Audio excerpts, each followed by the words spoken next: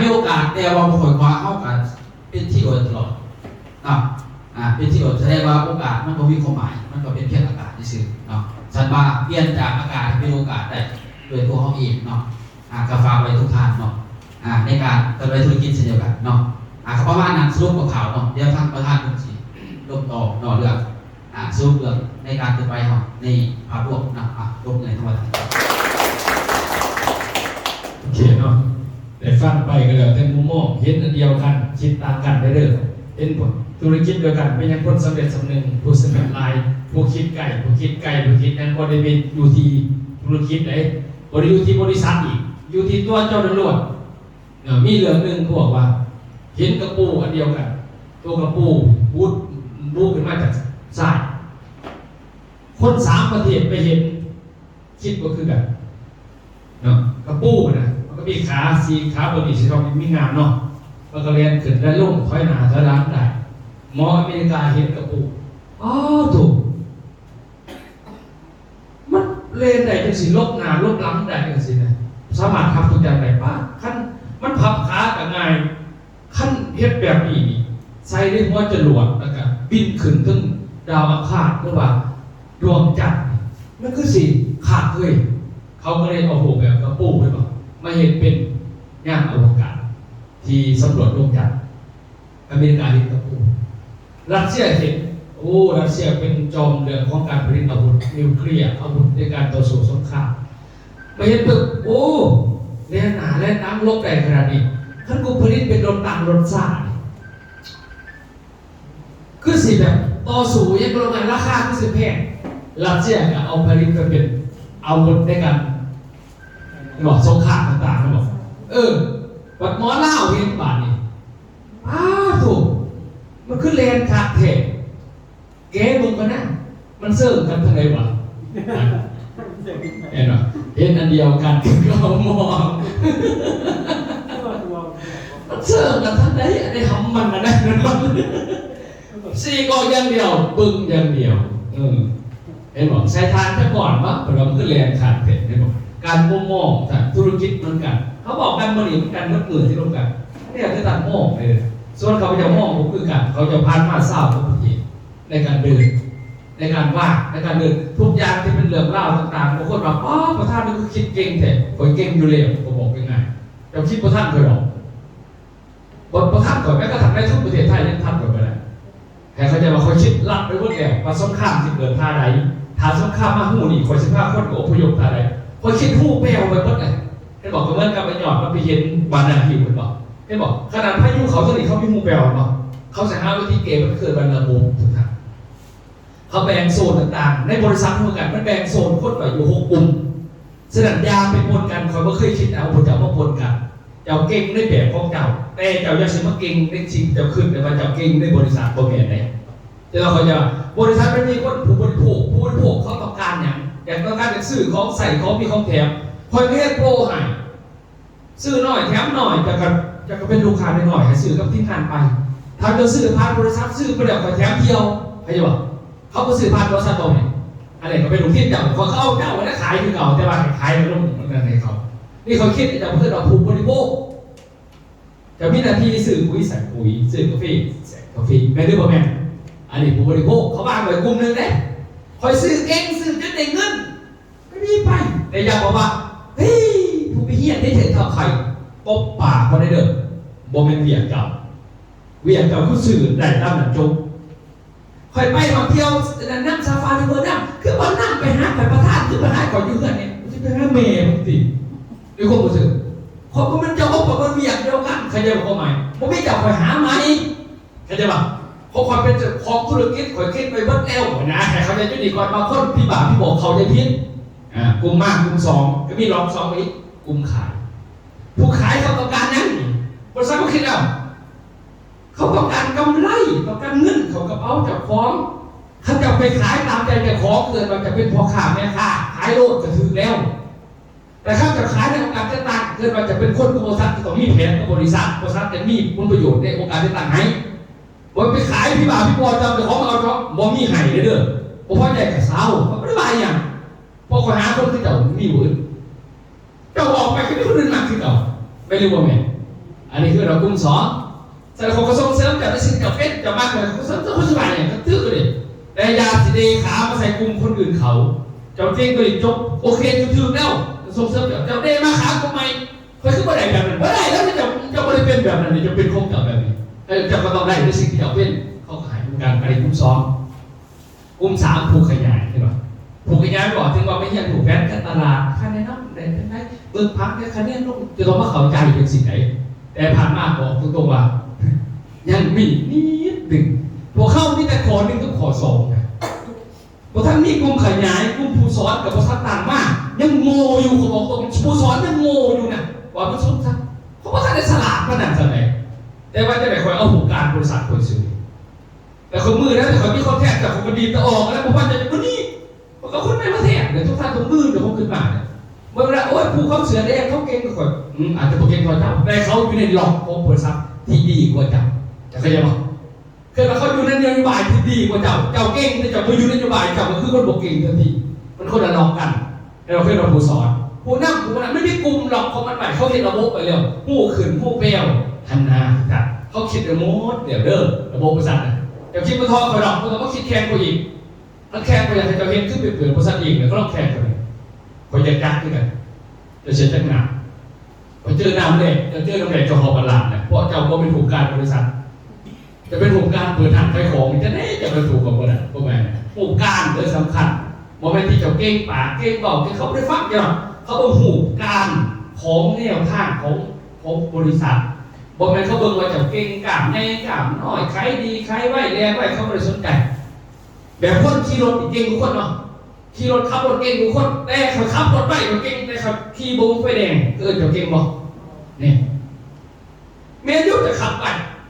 เจ้าเคยมาใช้เขาแล้วเจ้าขับได้50 กิโลเมตรต่อชั่วโมงไปขับได้1,000 กิโลเมตรผลก็รับไปเลยไฟแดงคือระบบผ่านไปเลยคนนี้ครับตำรวจเขาใช่ไหมเจ้าเก่งบอกเขาจับหัวเขาไม่ได้สนใจว่าจะเป็นไผ่เด้อมันมีกฎมีเกณฑ์มีขันมีตอนระบบโปรซับก็เลยมีนโยบายในการเคลื่อนทางร้านนั่นแหละเนาะมีงานมีเงินมีมวลมีเที่ยวมีรางวัลพิเศษสรุปจบครบในระบบเดียวนะครับว่าคือว่าบริษัทมีหน้าที่คิดกับทุกอย่างเพื่อตอบสนองนโยบายนั้นเท่านั้นนโยบายบริษัทคือห้าวนะครับห้าวเนาะคันเป็นบาลายหิวก็คือเป็นกระเซ้านะ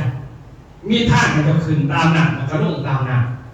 เจ้าซีเด้งออกตอนนั้นเรียกเขาเจ้าแต่เจ้าจะขึ้นห้าวโค้งคอยขนาดมันบอกอย่างไรคิดอย่างไรนี่นะขึ้นผู้นี่นะผู้ยังนี่ผู้สลั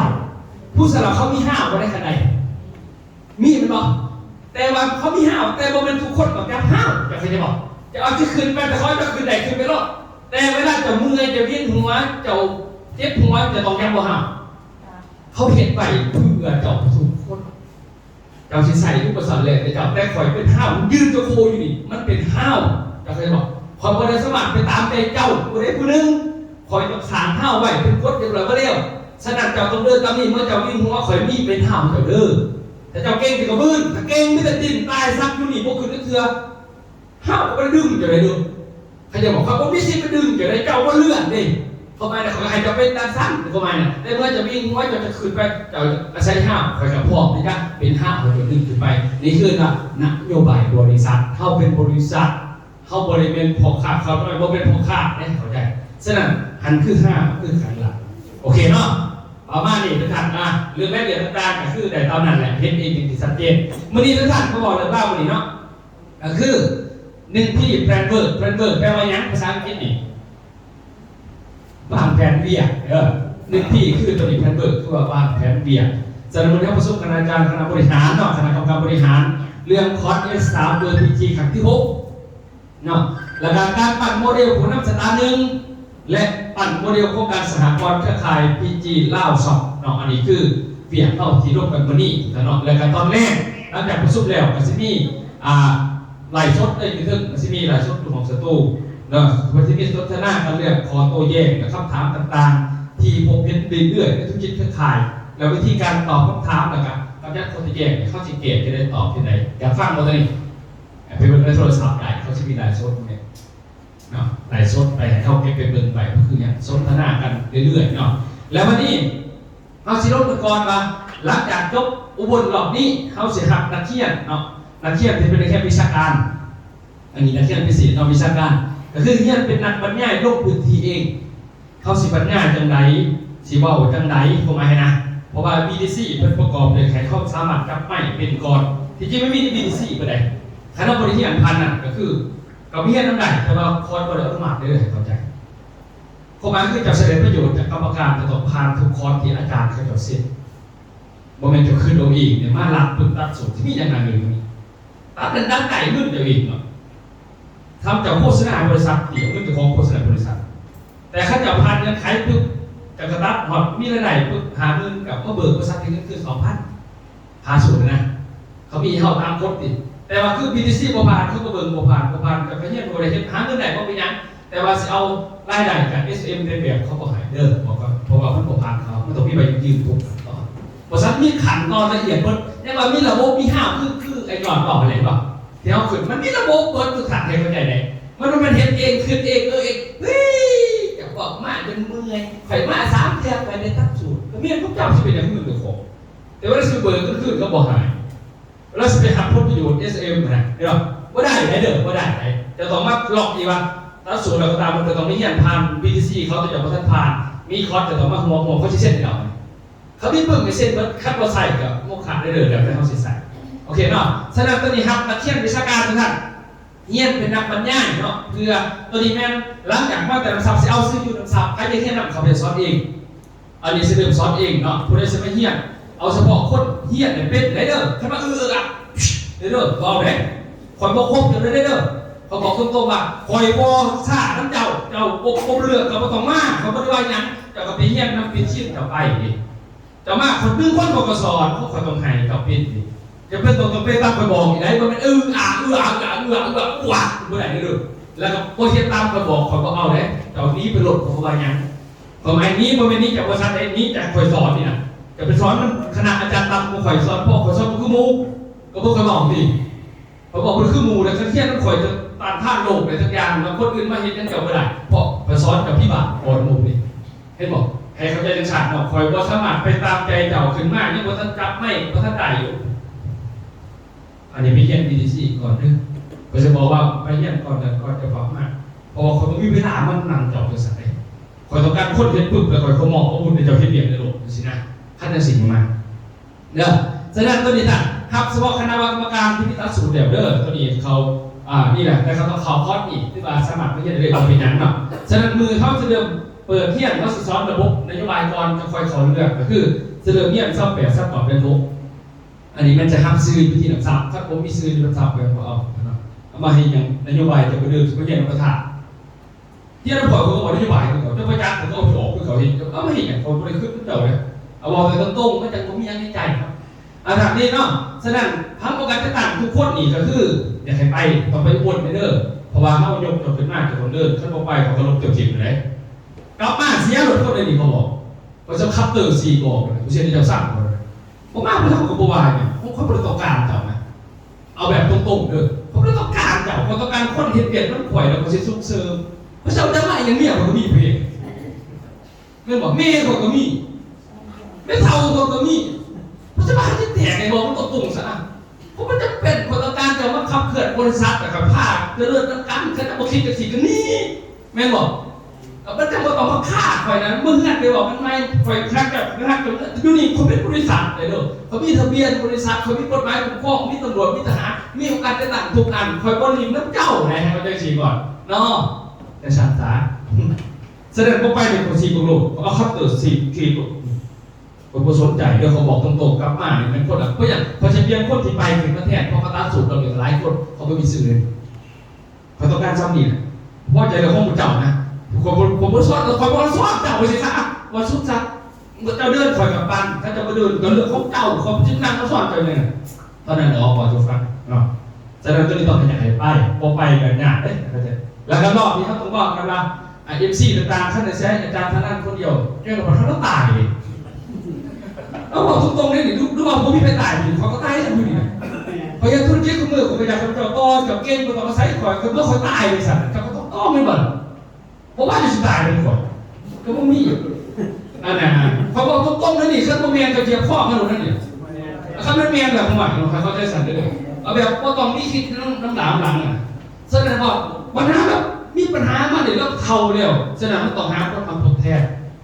บริษัทเขาบริษัทมาผู้ดีต้องสำเร็จนะเรื่อยๆต้องท้ายเป็นไปพวกถ้าไม่มีพวกบริษัทปิดมีข่อยมีข่อยมีบริษัทปิดรู้พัฒน์เทียนเหรอ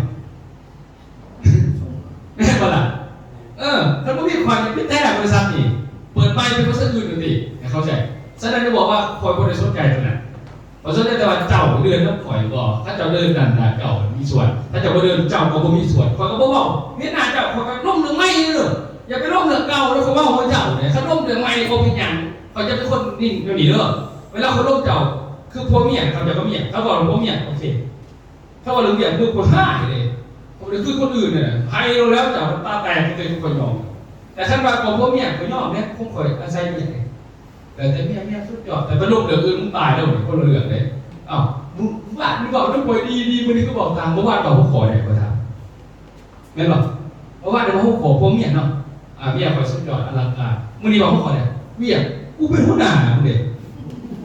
ไม่บอกเขาย่อมเกิดเสด็จที่ใครเขาจะเป็นคนแบบนี้เด้อแสดงว่าเขาจะเห็นย่างต่างๆใครเขาจะว่าบริบทของเจ้าอยู่เขาเขาไปเจ้าอยู่จุดใดพอบริขึ้นเจ้าเด้อเขาคิดขึ้นเจ้าถูกตายโดยสารนี่อันน่ะแต่ใครเขาจะฉะนั้นเมื่อคนอื่นมาปานนี้เดียวยังขึ้นก็เขาใช้ลงต่ำคันลงต่ำเจ้าชิ้นหนึ่งเขาลงคือขาจะก่อนเนี่ยแต่เขาใจเด้ออันนี้บอกก่อนผ่านเยอะแยะมากมายในชีวิตของคุณน้องบอกตรงๆเสียใจโอเคครับฉะนั้นตรงนี้เนาะต้องมีสัญญาณต่างๆเราต้องเดินต่างๆแล้วพอดีแล้วเนาะ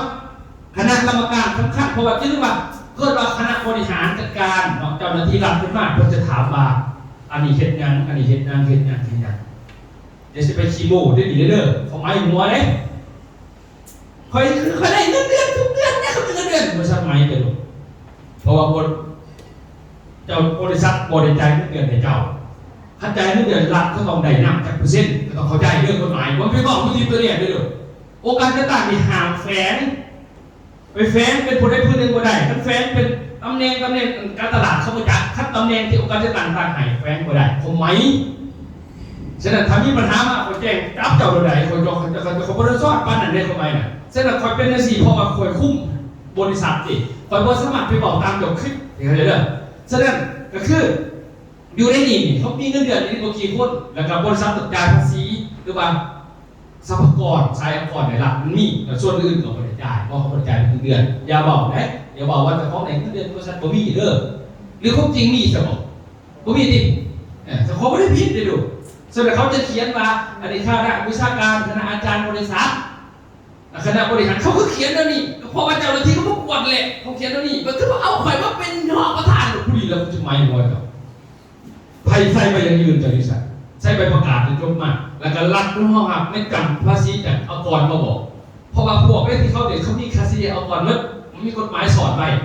อันนี้ว่าถ้าเราเป็นเรื่องบริษัทเขามีหน้าที่หาคะแนนร่วมมันหลอกอยู่ก่อนที่ขึ้นได้แบบเนาะฉะนั้นขนาดนี้ฉะนั้นคณะบริหารนี้ที่จริงการขึ้นฐานคือมีหน้าที่ขับเคลื่อนนโยบายรวมของบริษัทวิอยากละ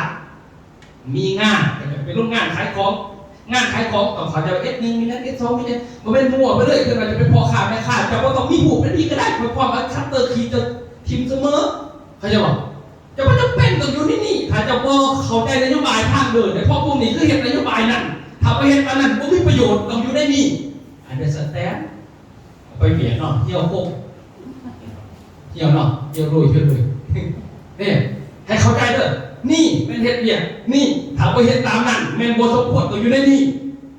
เขาจะเข้าหมายมันแล้วสิลูกทำไมที่แตกกันอย่างไม่ใช่ซี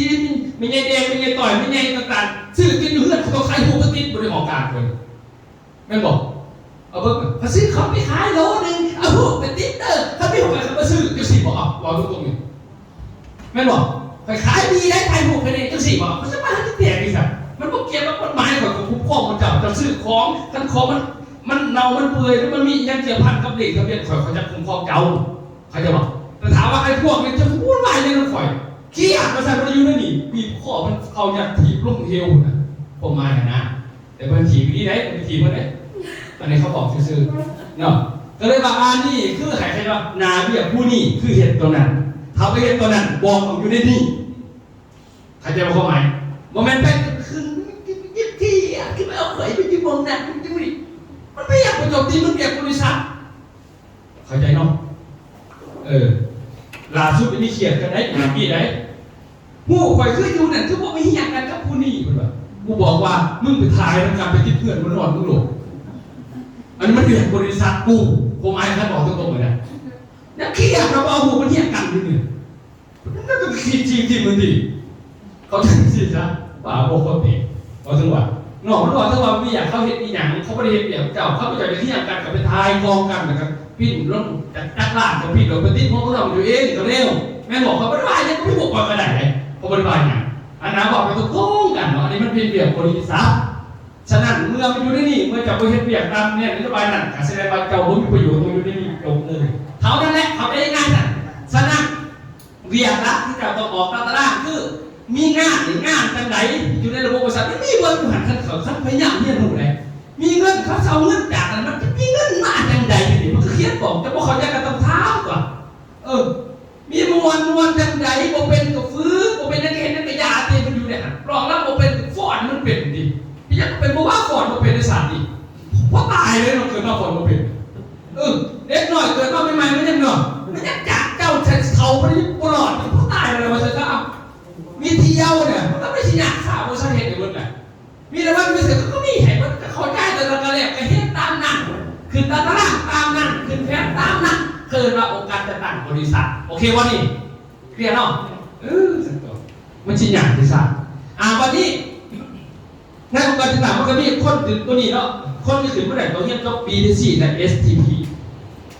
คือเป็นเรื่องหลังจากก็ STP เนี่ยปั๊บเขาจะรับสูตรต่างๆตามเงินไขเนาะวันนี้ถ้าจะขึ้นว่านี่ได้ต้องเฮี้ยนรับสูตรบริหารแล้วก็ต้องเหตุการณ์บาทของบริษัทให้ผ่านทุกขั้นตอนแล้วมันจะมีขั้นตอนอีกขึ้นมาเราต้องสามารถเปิดตลาดกับรัฐเองได้เนาะถ้าเปิดเมื่อไหร่ปุ๊บเอาออกปุ๊บบ่ให้อยู่หาคนใหม่ประเทศมันไม่ยังหรอกอีกหาพิชิตต้องมีคนเก่งขึ้นมาวันคืนนี้จะต้องสอนคอร์ส S3 ได้เราเป็นอาจารย์สอนคอร์ส S3 ได้เขาจะเดินถ้าจะเป็นสอนอีกวันไหนไม่ว่าสักกี่วัน S3 จะมีแต่อาจารย์เขาสอนถ้าจะสอนอะไรก็บ่มีสิทธิ์เป็นตัวถ้าพวกนี้พวกเป็นตัวเราคนที่กินเพื่อนมันจะเป็นเนาะคนเป็นสิทธิ์ไทยผมจะไหวเขาก็มีเจ้ามันจะตายเขาบริวารเลยเขาไปนะเนาะถ้าเกิดถ้านี้มันบ่ได้เนาะปกตินี่เขาต้องเฮ็ดรุมอันนี้เขาเฮ็ดพิกยาเนาะอันนี้เป็นครอบครัวนี้คือทะเบียนต้องยกระดับแถวเนาะอันนี้บริยูอาจารย์นั่นบริยูพวกบริยูเลยแล้วก็ไม่ต้องอยู่ขังแถวลงมาจิตแจ้งไปก็เฮ็ดมากคนละอันยามันหลอกงานให้แก่ใหม่อันนี้พวกนี้เขามีเอกสารมีหลักเกิดมาตัวขับบริษัทพวกนี้เขาบริษัทพิษเขาจะสื่อสารแต่ขั้นพวกนี้ผมลงนี่เขาหาใหม่เขาจะได้สิเดอร์เขาหาใหม่ขั้นพวกนี้ผมเสื่อมบริษัทพิษผมมีบางกรณีแห่งพิษครับก็ได้เขาจะเดอร์หลักการนะแม้กระทั่งวอตอิสเดตพิษก็เขาไปเจ้าเปิดบริษัทใหม่มึงกับมึงมีสิทธิ์เปิดต่างซื้อเพราะว่ากูเป็นเจ้าของเขาจะบอกไปฟ้องผิดได้ก็ผิดไปผู้สิบอยจะตีคนฟ้องผิดเสมอแต่ว่ามันบุพิษจริงๆก็เลยพยายามมันไปก่อนถ้าจะพอพิษที่คนบอกขาแล้วก็บอกว่าผมสนใจเกิดชาตินึงตายแบบนี้ทั้งซีคือตายในสนามรบเนี่ยเอามาพอเข้าใจมันท่านอะไรมันจะมีเหลือดีเขาก็ชอบเลยเขาบอกใครคู่มือเนี่ยจะมันจัดเกียร์ปุ้ยนี่สิเขามาคอยลงไปไทยล่าสุดกระไดมาแต่ว่ามันขาดบอกว่าเขาอยากเข้ามาอักตันยูซื่อๆบอกตรงๆนั่นขอเดียวถ้ามันขาดคนนี้มันโคตรฟาดไปเลยผมบอกเลยเขาเห็นเองว่าไหนเช่นเดียวผมก็สนใจประสบการณ์เขาเท่าไหร่เขาเชื่อว่าคนเก่าบอกกันแล้วกันสำนึกเขาบอกโอเคเนาะประมาณนี้แสดงท่านเขาใจบทบาทหน้าที่ประเด็นเพิ่มบัตรนี้ระบบบริษัทเขาเปิดพวกการแล้วเนาะในที่ก่อนเนาะก็คือผู้ได้เป็นกรรมการบริหารนี้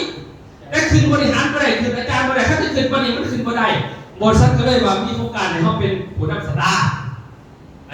ผู้นำสตาร์เขาได้เข้าใจเราเด็กกันได้ไปเป็นเอาครับโบยูคือสูงโบยูบอกเข้าใจเขาตั้งเลยได้เข้าใจเลย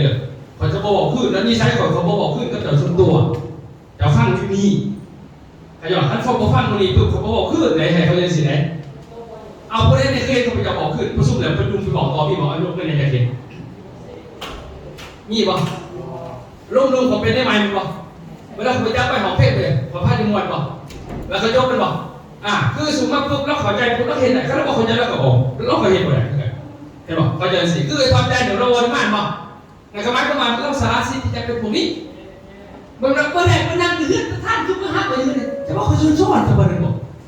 เอาตรงๆคือเจ้าเข้าใจข่อยกันไหนข่อยเวลาข่อยลงจะขึ้นโจกแต่เจ้ามาโจกเป็นเรื่องของเจ้าข่อยก็เป็นเรื่องของข่อยไหนลงไปอยู่ลุมข่อยก็บอกก็เป็นเรื่องอื่นเลยเด้อ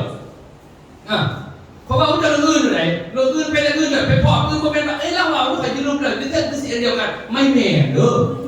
ข่อยโจกอยู่นี่ข่อยโจกอยู่นี่เปรียบไปแล้วขั้นแต่ช่องแข้งไปแล้วถ้าจะไปถามข่อยอีกก็จะต้องไปถามข่อยยงมาสู้ข่อยจะต่อให้เจ้าอีกถ้าไปดูข่อยบอลลุ่มไหนเข้าใจข่อยบอลลุ่มจ้าเจ้าส่วนตัวถ้าพิษกันจะเป็นพิษดูความอลังการคืออื่นมาบนบาทนะพิษดุนี่สิพิษส่วนตัวของโมพิษนี่สินะเป็นนานๆเขาจะอ่านเมื่อท่านมานี่พอได้เป็นกรรมการแล้วที่ตามเงินไขเนาะมาดิแม่ทันรองมันเป็นคนเช็ดมาเด้อท่านจากรับตอนก็เป็นเสียเงินไขทันรองเอาเด้อใส่เสียกับทันรองเอาผมเป็นยันเหรอวะ เราเป็นคนเส้นเราเบียดเราเส้นมาปุ๊บเหลือพระท่านจะทำตอเข้าใจได้ทันเด้อบัดนี้มาเบิ่งผู้ได้เป็นกรรมการบริหารภาษาเนาะบัดนี้สามารถเก็บคะแนน EP ขึ้นสตาร์ได้บางเด้อ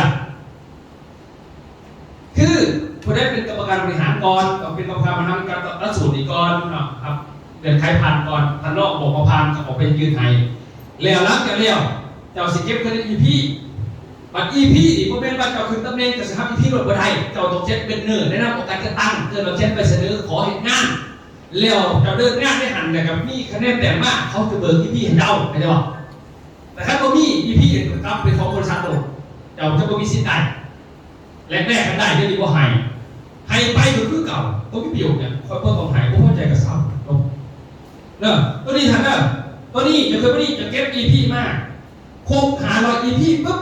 เขามาจับคืนผู้นำสตาร์หนึ่งคืนผู้นำสตาร์หนึ่งเพราะคืนสตาร์หนึ่งปุ๊บแล้วพอสักการเที่ยวตามประเทศฟรีรถตึ๊บหนึ่งที่ดังก็ไปเวียดนามก็ไปหนองกินมาว่า500 EP ได้ยังหนึ่งมีตัดสูตรฟรี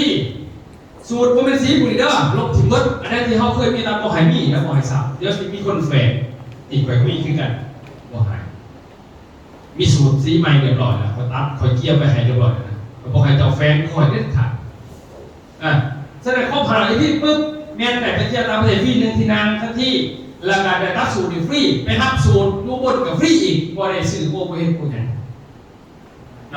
แล้วตอนนี้ผมว่าเก็บไปเวียดนามเมื่อกี้จักอีพี่350 EP จัก150เป็นบ่จัก150 EP มาดีหมายว่าขาโคก150เป็นไงมายืนปุ๊บแล้วเขาจะรับสูตรนี้แล้วการไปรับสูตรฟรีอีกรอบนึงมีไปถามก่อนอีกว่าวันถึงตำแหน่งสิบนำเก็บพี่เขาบอกให้ได้แต่ต้องมีเป็นเนื้อหัวบริษัทเพราะว่าเจ้าคนเป็นตั้งสูตรไปปุ๊บแล้วมันกลายเป็นผู้ค้าขายคอยให้เจ้าเห็นนโยบายนั้นในบางบริษัทเขาเลยจะเป็นพ่อค้าถ้าเป็นพ่อค้าจากวตอีพีมันเป็นคะแนนแต่งให้คณะองค์การต่างๆพังงานบริษัทเขาจะเลือกสื่อสารเขาบริเวณคะแนนแต่งให้พ่อค้าใช่ไหมบ่แม่นคะแนนแต่งให้ผู้ซื้อไส้บ่มีให้แบบนั้นเขามีให้คนที่อยู่ในองค์การต่างๆบริษัทที่เขียนเป็นเนื้อลงเบี้ยพอบริษัทต่อการผ่าเจ้าในการโปรโมทแข่งคู่แข่งว่ามันสุดกันท่านพระเจ้าเห็นคือพี่บ่าวพวกคุณมือเขาจะเอาไปแข่งขายของลุกป่าผมมุกผมมีบริษัทจะปิดก่อนเจ้าตีถ้าเจ้าจะสิลูกหลอกมันก็ได้คู่แข่งก็ไปเหยียบคู่มือเขาชนะคู่แข่งป่ะชนะคู่ขายป่ะแต่ย้อนมาเราบอกว่าก็ดีถ้าจะบอกคิดน้ำข่อยไม่ได้เอาแบบนี้นะเขาไม่ได้ว่าอย่างเข้าใจนอกเข้าไหมเนาะแต่ยังต้องขอเสนอแล้วผมสิทีมได้บอกเอานะจะไม่ได้เห็นแก่น้ำข่อยจะเห็นเนี่ยไปขายปุ๋ยซื้อจะไม่ได้เห็นเนี่ยต้องการที่ต่างบริษัทไปเลยไม่ได้คนสีเขียนแก่งมันตะวันว่าผู้นี้ขายผลไม้จริงๆเขาพูดจะได้ทุกอย่างแต่ผมว่ามันการจับมือข่อยเขาใจเข้าหมายเนาะแต่เมื่อเจ้าจะขาขายข่อยจะต้องเห็นนโยบายข่อยครับว่าเห็นกับว่ามีสิทธิ์ที่จะเห็นนั่นผมไม่ใช่ว่าคักมึงข่อยเลยผมว่าเอาเจ้าในเข้าหมายก่อนแล้วตรงเลยจ้ะเนาะเมื่อมันมีโอกาสมันกับเขาใจนั่นท่าเมื่อไปเขาใจจะโค้งแล้วก็คัดมูกูได้ทำตัวนี้อันนี้ใครทำมาตัวนี้500 EP ตอนนี้เราสิถามมาไปรอบนี่อยากตัดเลยบอกตัดก่อน150 EP จังว่าเอาเงินขึ้นแต่เอาสิบอกถามขึ้นไปบาทสิตัดเลยบอกเขาบอกตัวอย่างผมมาคือตัดให้ใจขึ้นเองดิมันครบอีก150จังว่าเอาเงินขึ้น 2,000 นะทำไมข้าวตัดก็บอกเป็นอย่างผมมีแค่ขาครบจะเอาก็ได้ซุ่มไป ไปที่ไหนโคพาลอยหรอพี่จะเอามาอร่อยซิเดอร์เพราะว่าไปรอบนี้ไปวนรอบนี้เขาสิพาไปตัดเลยพอมาขั้นว่าปุ๊บห้องเข้าใจบนดิเขาบนจะไปตรงในใจเนี่ยทำไมมีแต่อร่อยซิมาให้ไอ้ยอดไส้ดิโอเคมีแต่เก็บมาให้มาคงเลยอย่างนี้เลยข้อไม้จะขึ้นไปตัดเลยกันดิกระโปรงไม่หนักข้อไม้คือถ้าเขาไปตัดเลยเขาเสียบ้างแค่เราผู้ใดที่จะให้ไปถ่ายอยู่ห่างเขาไปหาข้อไม้น่ะตัวนี้เขาตัดส่วนสตาร์ทนึงเลยตัวนี้เลยมีแต่ว่าเขาเอาเป็นครบปุ๊บแล้วเขาก็เอาเงินไปขึ้น2,000สินะใครจะบอกเพราะว่าตัวนี้มันเขาใช้ฟรีมันเลยอะไรหายไปแบบหน้าเบิร์ดบัตรรุ่นใหม่เนี่ยก็ขึ้นมาคงหาหน่อยปุ๊บเข้าโอกาสพาไปเที่ยวด้วยกันอย่าไปเดือดหน้าเราเขากับพาไปหรือว่าอยากไปอะไรกับบากันมึงตามเงินขายมันแต่จริงงบเนี่ยเท่าไรไม่น่าเดือดเลยก็พาไปแต่พาไปเรามีพาไปเดินหาเด้อผมพาไปเดินพบอย่างเดียวแต่คืออีสุดเดียวแตกเลยทันทีอุ้ยก็แข็งเลยหัวว่ะเพชรสมบูรณ์เนี่ยเพชรสมบูรณ์แบบสิ่งที่เราว่าสมบูรณ์เลยหายพี่เครื่องนึงเลยว่าสมบูรณ์เป็นใจเกินร้อยเยอะแต่เกินมาหน่อยเสียวัดตัวนี้เขาใจนอกหมายเนาะบัดนี้ตัวอย่างเขาครบเลยเนาะหาหลอดเพิ่มพัดลมแล้วนั่นแหละเอาไปตำแหน่งนี้บัดต่อไปเก็บต่อบัดนี้เก็บต่อครบพัด250คือบวกเพิ่มจากตัวนี้ไปอีกบวกเป็นเรื่องใหม่นะบวกเพิ่มจะได้เป็นพัด250ปุ๊บขึ้นสตาร์2ขึ้นสตาร์2ปุ๊บพัชพาไปมาเลเซียกับสิงคโปร์ไปบอกไม่ได้2ประเทศอาจจะเพิ่มอินโดนีเซียแล้วพอเป็น3ประเทศไปมัน3เป็น2ประเทศอยากไปเพราะแบบนี้คือเขาอยากให้เขาเห็นครอบครัวของลูกก่อนว่าแล้วเขาสิเข้าใจว่าเขาเห็นธุรกิจเพื่ออย่างชิ้นเสาสร้างเย็นสร้างท่าตายนี่บ่หรือมันคิดตาไหนล่ะมันอยากเขาไปเที่ยวได้ก่อนคือเขาพยายามไปสร้างประเทศนี่มันเป็นคนบวกคือเป็นคนธรรมดามันเป็นคนคิดแบบใหม่เห็นปุ๊บไปขึ้นเรื่องการขายเดียวเขาก็ขึ้นเรื่องสิมันนักเอาซ่านะวันนั้นโตกินซันเราดูหวยกินซันเขาไม่ได้สนใจเลยพอสนใจแต่คอยต้องสำเร็จแบบนี้พอสำเร็จคอยต้องย่อนี่มันเป็นคนน้ำดีอย่างไรบอกอยากเป็นแบบนี้ป่ะนี่เป็นนาถาให้เด็กไปในต้มนายนะท่านกินตีโอ้โหวุ่นวายเลยผมพิธาเจริญประสาทนี่ก็บอกไม่ทำเลยคนเราเด้อตาเป็นจากวุ่นวาย3ขอจากคนเจริญ1วุ่นวายในตัวเจ้าของ2วุ่นวายตัวคนอื่น3วุ่นวายเรื่องของเทวดาฟ้าแทนตัวเจ้าของที่ไหนจะปุ๊บไม่ได้เสียไปทั้งสามเราเวลาแต่ว่าไม่เมียฉันบอกลูกอยากโตน่าคืนไปกินศพลายจะเบื่อตายแล้วนั่นแหละตาที่จะวาดวาดที่ตัวจะเป็นศีลศาสตร์นี่มันจะเลิกก็ต้องถอดคนอื่นเขาบอกว่าบอกบ้านนอกคือถูกเพราะว่ามันไม่ได้ถูกจากบ่มีเงินมันถูกจากความคิดมันบ่มีหน้าพิษกันเดือดเกลือ3ก่อนหน้าพิษกันดอกไม้ดอกนั้นเมื่อคืนนี่กูเห็นมือนี่ไพ่หลับดอกไม้กูไม่บอกเอาอย่างนั้นแหละจะขึ้นรถสารพยาบาลคุณพูดถูกเลยคนเราเรื่องน้อยๆนี่นะมันมีรางวัลให้มีกุ๊บให้คนอ่านเด้อจะได้สังคนตรงหน่อยให้กุ๊บนี่เลยครับว่านี่คือยังไงนะเด้ออันนี้ที่เขาวนวายกับตัวเองเท่านี้เรื่องนั่งกระตามเดือดคบจะโค้งชีวิตคือผมไม่ถูกเนอะผมมีทางจะเลิกข้อที่2มันวนวายนั่นผู้อื่นเห็นหนาผู้อื่นแต่ละวันนี้ก็เสียไปกันเด็กซักที่มาเสียไม่เล่ผมไม่มีเนาะวนวายเลยของเขาผมมันใช้อีสานจะได้พอวนวายเลยเพราะเขาพูดกับทุกอีกรอบ2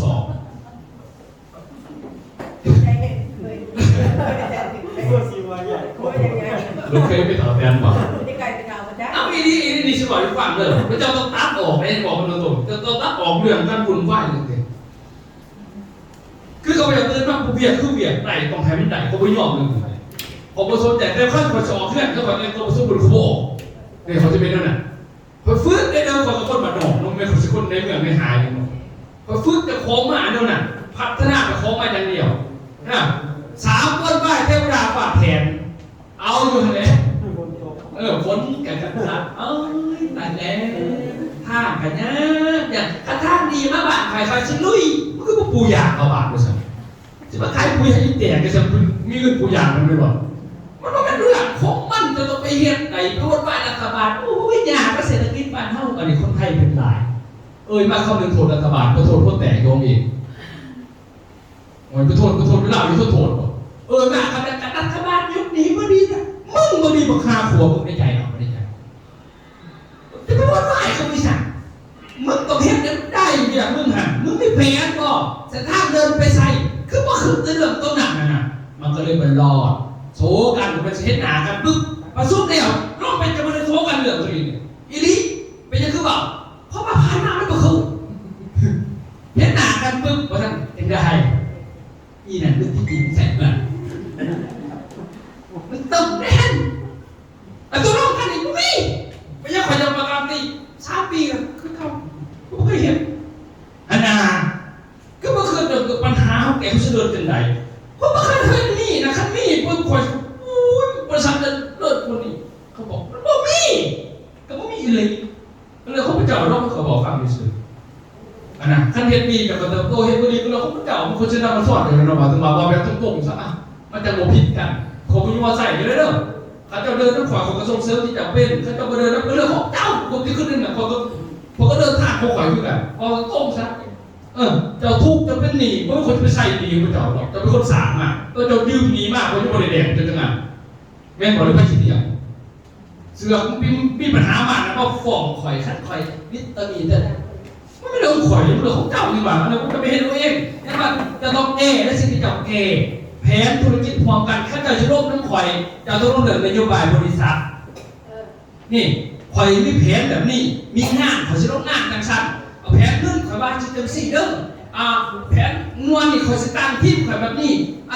อาจารย์คัดเอาข่อยเห็นจังสี่กับทีมข่อยอยู่บ้านของข่อยแต่เป็นจังสี่ได้บ่เที่ยวเดี๋ยวข่อยจักเองเด้อจัก10 คนก่อนจะตายที่บอกสักทีหนึ่งถ้าเรียกใดตอนนั้นข่อยทุ่มเจ้าข่อยใจมันจะพอข่อยซอยอันนี้มันจะไม่เห็นจังสั้นหรือนี่บ่ผ่านมาจะเมื่อคืนเมื่อผมไปหลอกตัวทุกวันแต่ว่าดูบอลวันเชื่อจะให้เขาใจว่าอกของผมเป็นประธานนะขั้นเจ้าจะมีเรื่องก็คอยจะเอาเวียกของเจ้าอยู่บ้านเขาบอกก็คอยคนเราไม่เอาชอนเธอขนาดนั้นนะจ๊ะแล้วไม่ได้คิดกันสั้นพอเขาจะอยู่ร่มน้ำคอยเขาต้องยกมาหาขอแล้วก็คอยเบ้งประธานนี่นานี่ง่ายนี่คอยว่าสิจังสี่ลงS1ขอสิจังสี่เด้อS2เป็นจังสี่เด้อS3ขอจะมีจังสี่กับที่ผมขอจังสี่1พี่ขอจังสี่ไต่บอลจากป่าไปแล้วเมื่อไหร่พอ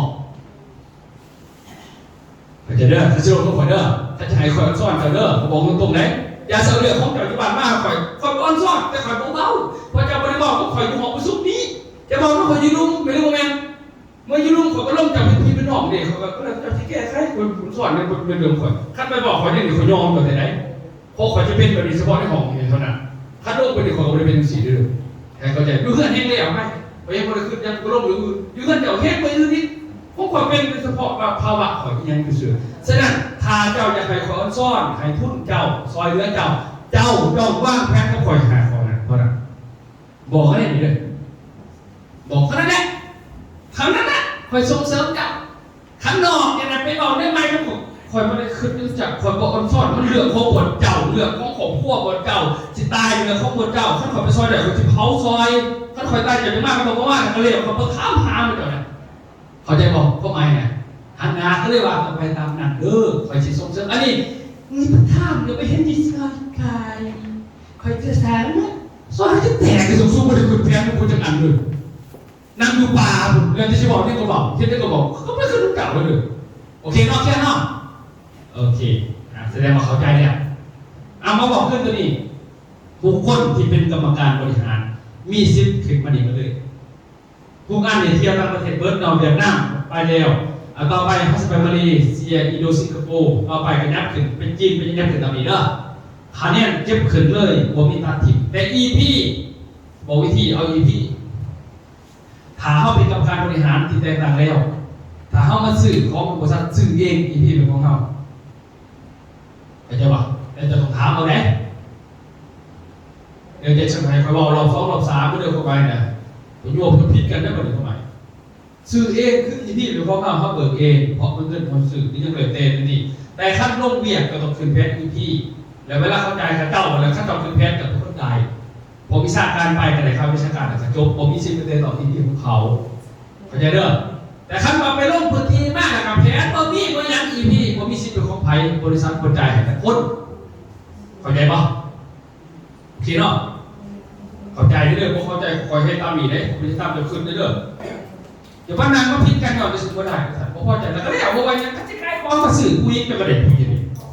ซื้อกาแฟกันเลยกาแฟนี่โปก็ขายตามนะไม่ขายเอาติไม่ช่วยเนี่ยกำไรกันเลยก็จบแม่บอกนี่ฉันพูดว่าเขาดูเขาต้องมากเขาไม่ว่าไอ้สัตว์เลยเขาไหนเจ้าเป็นนักองค์การต่างบริษัทพอได้สารนโยบายรวมเขาบริษัทถ้าจะพอสารรวมกับยาเอาผ่องบ่มากอะไรบริษัทเขาตัวใบสารเริ่มก็ยังบ่เปิดห้อยดียังไงผู้เช็ดทุกข์กันจนบ่เมื่อยอีกแบบนึงบอกตรงๆกันนะเขาไม่ได้คือแนะนำเข้าปนันนะโอเคเนาะเพราะว่านี่ผมมีจะมาเขาพูดไหมรุ่นนี้ประยุกต์รุ่นแม่ภาษาใหม่เขาคนภาษามันตายเป็นบอกด้วยไม่ใช่เดียวไม่ได้จ่าวันดีเขาเมื่อวานเขาทักเด็กนี่ก็เป็นที่การประเด็นไปเดี๋ยวประธานที่จะว่าอย่างไรเฮ้ยประธานไม่ได้ทักต่อประมวลใครได้บอกไปจะมาสอนยังบอกเลยข่อยเขาไม่ได้บอกเจ้าเดี๋ยวเขาสอนเปียกใช่ปะข่อยบอกมวลไปฟังเพลงพูดอย่างอาจารย์ชาบอนหอมจะฟ้อนดิยังหอมเพลงของประดาไปจ่อๆไม่บอกหรือบอกหอมน้ำดาจะนั่งเลยมันคนละอันกันเองคือสกิจะมาหอดคอยพันนี่คุณวายจำในเข้ามาเห็นนะต้องเข้าใจความจริงคอยเป็นสีง่ายเจ้าไปเนี่ยว่าเจ้าผมมีโอกาสได้ตรงกันพอตรงกันมาฟ้องคอยขาดีดีกว่านั้นถ้าเขาเป็นสีว่าเจ้าตรงกันอะไรกันเรื่องยืมของกันตรงกันสามารถพิจารณาพวกอยู่ได้เลยนะคอยเป็นกลางให้เจ้าต้องมองจุดนี้อยากสิไปมองอันนั้นอันนี้แค่ขอไปมวนหรือคนเริ่มกับพอได้มวนแล้วก็มวนมันจะพิจกันกับมวนสองมันจะที่ไหนสู้ตีกันหมดกันสิแล้วคนเซโอเนี่ยมันแก่ขยี้ให้เต้าเราเคยตามไหมคู่มือนี่เขามันบอกเกิดเรื่องร้ายขนาดมีคนฟ้องมากผู้นี้ค่าทัดราคาผู้นี้ต้มคอยผู้นี้ยืมของคอยฟังคู่มือเนี่ยแต่คอยโบเอาไม่ขอมาถักคอยเปิดโทรศัพท์ใหญ่คอยเก่งขนาดนี้จะขึ้นกว่าผมโอ้โหวัดหนักอยู่เห็นเนี่ยแต่คอยบอกเพราะอย่างเพราะว่าตัวเจ้าโบได้เปิดสภาพคอยเป็นปรึกษาอีลุงจะขึ้นมาคอยให้ดีในมือจับตัวจะซื้อประโยชน์จะซื้อของบอกไม่ตรงนี่เขาบอกตรงนี่พอหักซ้ายจะไหวดิแต่ถ้าจะเก่งขนาดนั้นต้องมาเปิดสภาแม่ประธานเขาชี้ยืนเรื่องเปิดสภาพิจกันนะจะเถื่อนแล้วเขาชี้อยู่กลางก็คือว่าเขาชี้เป็นนี่คนเป็นจังสีได้ป่ะเราคอยเครียดได้ป่ะเนี่ยคอยเครียดได้ก็ลองไปจับคอยเป็นขึ้นจังตัวขึ้นมึงไงไม่จับขึ้นมาบริษัทนี่มันชี้อยู่หลอกปัญหามันยังเต็มอยู่นั่นเลยพิจกันภายในผู้นี้เอาข้อผู้นั้นผู้นี้ตรงผู้นั้นผู้นี้เอาคนผู้นั้นยังบดแล้วล่องคดีมันแบบคนที่ตั้งรหัสทิ้งหมดเขาบอกให้เรือพ่ออย่างนี้เกิดไปค้านปฏิบัติต้นใหม่พอบริษัทก็ต้องอยู่ได้อามิไปสิเซนเลยสกุลที่ทันราคามานานผู้ที่อยากคนแบบมานานขอชิดูประเด็นก่อนประเด็นมากเอาเบิร์กก่อนไม่บอกตรงโลกการไปถึงประพิตัดทิ้งลงเอาวันนั้นน่ะเอาลงขึ้นคอยสปอร์ตเอาเมื่อไหร่อื่นก่อนหรือว่าเรื่องยกหนีแล้วเอาเรื่องเลยก่อนไปเห็นเจ้าได้เสมอเลยทำไมเขาไม่ได้สนใจกับวันนั้นนะเขาหมายแต่ว่าเป็นอย่างพยาบอกว่าพ่อแม่ของหูหนองตาบอดแนวใดอย่างเงี้ยเขาคิดจะเมื่อไหร่เพราะว่าเรื่องสนิทของพระเจ้าเรื่องพระเจ้าที่มีปัญหาไม่รู้แต่เขาบอกคือขนาดบอกเลยท่านบอกที่ซ้ำเลยแต่ท่านบอกว่าเป็นสิคนตั้งซึ่งคดีคนจะเป็นยังไงไม่บอกให้เขาใจว่าเขาเป็นประธานบริษัทคอยก็ได้เป็นลูกเจ้าลูกคอยคือจะเป็นเมียคือนอกจากวันนี้นอกจากคนสนใจถ้าจะขอเมียผมไม่นำเป็นประธานเลยหรือเปล่ามันไม่จำเป็นปันนั่นทำไมเขาไม่ได้ซ่อนแบบเวียกคือเวียกนี่มีเอกสารมันประทับตาแดงมันก็จับผู้ใดๆผู้ใดผู้จับเจ้าผู้ใดผมไม่สนใจเจ้าบริษัทนะโอเคเขาใจบอกไปเลยเคลียร์ไว้นั่นนี่ผมเป็นประธานตาบอดบอกว่าตาบอดจะไปบอดผมกินกาแฟดีมันตามเจ้าคอยบอกว่าเสียงก็คอยบอกที่ผู้ใดบอกว่าเอาบอกเขาว่าเอาเจ้ายู่นี่เลยไปเข้าใจศาสนาเขาเรียกว่าอย่างเอาแต่ขั้นเราเจ้าเนี่ยนะกับสิ่งอื่นพิจกันให้เห็นกับเอาไหมจีบายเนี่ยไปพ่อเนี่ยสื่อตามซุ้มอีกวันนึงพอได้นางมึงให้เห็นแบบบุญใดนะพอสิเบิ้ลมาเป็นยังไงนั่นน่ะเจ้าสิโรดก่อนมาเป็นญาติพี่กันญาตินะครับกันตัดขัดตัดราคากันบอลไส้กันขันนอกดูถูกกันหรือพระจับปั๊บไม่ค่อยเบาๆขนาดเบาๆได้ดิเอาโอเคตอนนี้เข้าใจไหมเนาะโอเคเอาใจว่าเส้นทางมันเดินแบบนี้เป็นแบบนี้ตอนนี้ให้เป็นฟรีเด้อ ตามนั้นเราจะทำโอเคแล้วก็เมื่อวันนี้ตัวนี้ใครก็จะว่าทุกสตาร์นี่เขาหายเทลฟี่แต่ว่าเก็บ EP มากเท่านั้นแหละจบเก็บแต่กระตามนั้นจบเลยง่ายๆสบายๆทุกท่านก็เมื่อวันนี้งานมาต่อไปใน3เรื่องวันนี้เอาเอกสารมาแล้วงาน S3 งาน S3 ตรงนี้นี่นี่คือมันเป็นนโยบายบริษัทก็ไม่ไปยิงแล้วท่านคือเราไปยิงแล้วก็ถือก็เดือดเพราะเขาไปมาเขาหน่อยไปมา18 ปีแล้วอยากเป็นเจ้าประธานดิไปอุบลที่1ที่2ไปยิงแล้วจะเป็นเจ้าประธานบ้าจะไปคอยไป18 ปีไหมจะเป็นคือคอยไปดิไม่บอกก็ไปหนองเก่าแต่ว่าคอยไปหนองใหม่จะบอกว่าให้ไปก่อนเก่าก็ไปหนองเก่าเลยไปห้องเขาห้องเฮียเนี่ยจะได้ห้องเก่าซ้ำที่บนปีอยู่บอกว่าไปมือนี่เขาห้องA1 เนาะ A1 ไปปืนเขา A2 ใช่ไหมก็ห้องเก่าก็ตั้งห้องเก่าจะมาไอ้ใบจะจบปุ่นที่เนาะห้องเฮียก็คือกันแต่จะเป็นห้องเฮียนะเนาะเขาใจมันสั่นนะอธิบายจะแก้มันจะบ่มีนั่นไปบอกกันต่อท่านบอกกันต่อก็บอกให้ท่านมันถือกันนะท่านเนาะตัวนี้แล้วตัวนี้เขาสุดท้ายหูแบบเปลี่ยนหูใหม่เอาตัวคนไปเนาะคนไปเปลี่ยนหูใหม่บอกไปบอกเอาเลยไม่ใช่ไปหินครับมัน6 บาทเขาตัวนี้เนาะเป็นมาที่บอกประมาณครั้งที่6เนาะS3 เบอร์จีสีสร้างกันไปสุดท้ายหูแล้วก็เบอร์อื่นนะครับเบอร์อื่นก็ได้ไปเพราะเขาต้องเตรียมงานเลยดิกำหนดการที่นี่ตัวนี้ไปน้องพี่เจ็ดมาหาอันเดอร์แต่จะอธิบายฟังเบอร์เป็นจุ่มเอาเด้อเป็นกลุ่มเป็นมาต่อเอาเท่าอย่างตอนนี้เจ็ดมาหาสุดเอาพี่ตัวนี้โอเคเขาบอกเรื่องงานอะไรเรื่องงานตัวนี้ไม่บ้างานใน3 ครั้งที่6เราวันที่3จะเป็นที่2เป็น6นะอุบลซับรีสอร์ทวัสโกล่าทุกท่านเปิดโลกธุรกิจแผ่เข้าใจเป้าหมายเนาะเขาเข้าใจคือเขาเอาคนใหม่ไปเนี่ยเขาสิเห็นอีหยังเหมือนกันเข้าใจสิครับความหมายของคอร์สนี่คือว่าคอร์สเปิดโลกธุรกิจเครือข่ายนั่นหมายบอกเป็นยังไงเที่ยวก่อนเที่ยวคนใหม่ดินั่นซื้อบางคนกับว่าท่านมีพาสปอร์ตเที่ยวซ้ำนี่เวลาไปกับก็ตื่นเต้นผ้าเขาเป็นกลุ่มเป็นก่อนถ่ายรูปขายต่ออันนี้กลุ่มกับของเซยเพื่อไปเมื่อยผู้นำผู้บริหารพายักเป่ายักกระตามยาเบาลงจะต้องบอกดึงขึ้นร้ายเพื่อได้MCเขาจะเห็นแต่พอท่านบอกไม่มีชื่อบอกเมื่อนานเขาจะบอกคือ MC เพราะว่าจะไปดูงานแกรนด์กันไปเบาลงเพี้ยนอย่าไปเบาขยี้ให้มันเป็นปอมด่อยมันเพี้ยนแต่ต้องบอกดึงขึ้นจนตัวดึงขึ้นจนตัวอย่างมื่อนี้เขาเริ่มมาสวยเติบเนาะเสริมเติบโตไปยังแบบเพราะเขาจะเป็นเศรษฐีสมัยเขาอดได้อยู่แล้วเป็นรูปแมนมันหรอกอันนี้เสริมเติบโตไปยังเดิมอดเอาได้ที่ไหนกันเลยเนี่ยเป็นจะไหนเขาบอกงูหรือสลานี่จะให้เปลี่ยนกลางเมื่อไหร่ได้ฟังบอกเลยเขาฟังเลยเขาฟังแต่จะมาเจ้าทัศนคติมาเจ้าเขาใจผิดจะได้วันนี้มาจะมาหวยกองจากคนยกมือมาหวยกองยกมือขึ้นหวยกองเขาก็ดังหวยกองเนาะปองละเนาะบอกอาจารย์ธนนันท์ผิดเลยปองละเนาะผิดโพงเหมือนเขาบอกจะไปเมาเรื่องนั้นแต่ก่อนหวยกองก็คือจะเทียนเนาะคือจะเป็นหวยกองหน้ากองคือจะใหญ่เป็นซาดื้อโด่งดังไม่ระบาดนี่ดีกว่านั้นนี่นั่นจะตายดีกว่าสมัยทุกท่านต้องเข้าใจจับไม่ยัดดึงมันตามโลกแล้วไปขยี้ยุติเขากระโปงมันสิมันพิบ่าเนี่ยจะต้องคืนเขาตามกับทีมขึ้นก่อนเขาตามกับทีมขึ้นก่อนทีมขึ้นแล้วคุบมันน้ำก่อนวิทยากรเหมือนกันอยากจะไปเว้าด้วยนั่นแหละมันก็แปลกหรอกที่อาจารย์นั้นเราต้องมีทีมเขาบอกตรงๆทีมเขาเกิดพอมาแล้วบริเหตุขนาดนั้นมันเกิดที่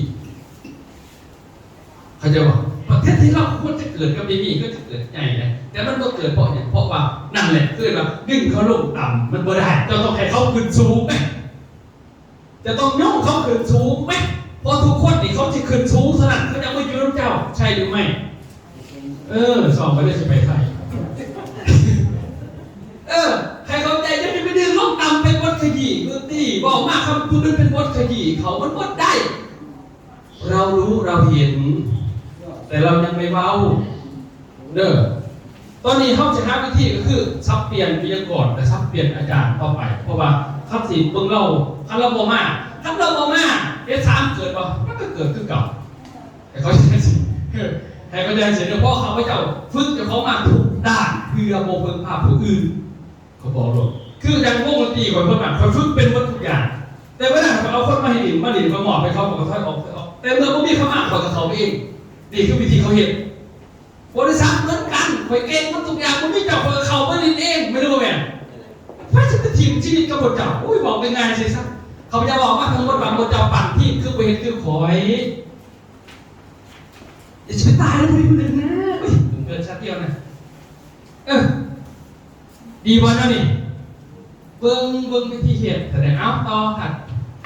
ขยี้ฟังเรื่องตัวนี้พยายามทุกงานเบาขั้นอยากโดดเด่นจะต้องทำตัวให้โดดเด่นขั้นจะมีคุณค่าก็ต้องสร้างคุณค่าให้เจ้าของเพราะงั้นให้บอกว่าเขียนคาจะมาเบิ้งนี่ยังไงประจักษ์เลยว่ะ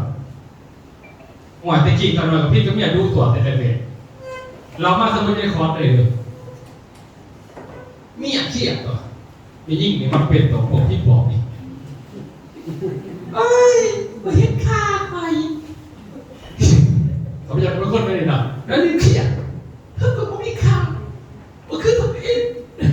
ตอนแรกก็ไม่มีคาเนี่ยมันคือคาเอาจนสีสับกับฟังคามาเลยเถื่อนเขียนไม่ค่อยเบิ่งอะไรจะไม่ขายฉันเขียนมาเบิ่งอันนี้จังหวะเขียนเบิ่งขาเขาจะจัดราคาเจ้าที่จะบอกค่อยเบิ่งเห็นบางที่ขอกันมองขามไปกันเลยเขียนแค่นี้ไอ้ยาเนี่ยนี่ชุดเล็บผมมีหนักกว่าเขาอีกเนี่ยคอยจะฉาดได้หรอกเอาตัวจริงมาบอกเขาเจ้าเลยคอยจะมาบอกในอื่นหนอกอย่างนั้นได้ขาดนะฉะนั้นเมื่อเจ้าขึ้นมาจะมีแต่ต้องเขียนมากยาสุขโลกขึ้นมาเองในงานกันคอยจะจับขึ้นกันคนบางที่คนนี้บางทีคอยจะเขียนมาก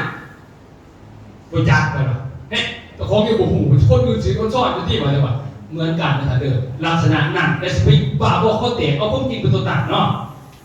มาเบิ่งกับเราด้านเนาะมือวันที่เศร้าเดินทางเนาะ8 โมงเช้าหา3 โมงอันนี้แม่นไหมว่าเขา3 โมง8 โมง8 โมงแรกเนาะขอมือวันศุกร์เด้ออันนี้มาเดินทางเที่ยวอีสานใต้ไปเที่ยวสถานที่กำหนดตอนนี้ตกลงกันสิไปจุดนี้จะหายทดลองไม้กันเพราะอาจารย์นั่นไปอยู่คือเบียร์นี่บ่หายเลยเพราะว่ามันจะประสุมเดี๋ยวมันมีปัญหาเราก็ได้เรามีหน้าที่ก็คือนำซับเราเห็นแบบนั้นเราออกมาแล้วที่แนวเขาพูดถึงเลยให้เข้าใจสิเรื่องมีวิธีเห็นเบียร์เรื่องของประเด็นขึ้นต้องไพ่ได้ประมาณนะไพ่เห็นเบียร์ได้ขาส่งเสริมให้โดดเด่นทั้งนั้นโบแมนบาโบซับต้องไปฆ่าเนี่ยข้ามนั้นก็เอาเราเตรียมไว้เสมอฉะนั้นวิชาแต่เขาจะไปเสน่ห์ทดลองจนไปเลยเดี๋ยวเพิ่มรอบกันไหนเพราะว่าจะให้ทดลองโจทย์ไถ่ได้ละเอียดเนาะตัวนี้แมนวันที่เศร้าเนาะเอาไปเที่ยวนี่หมายความว่าเปิดความคิดเขา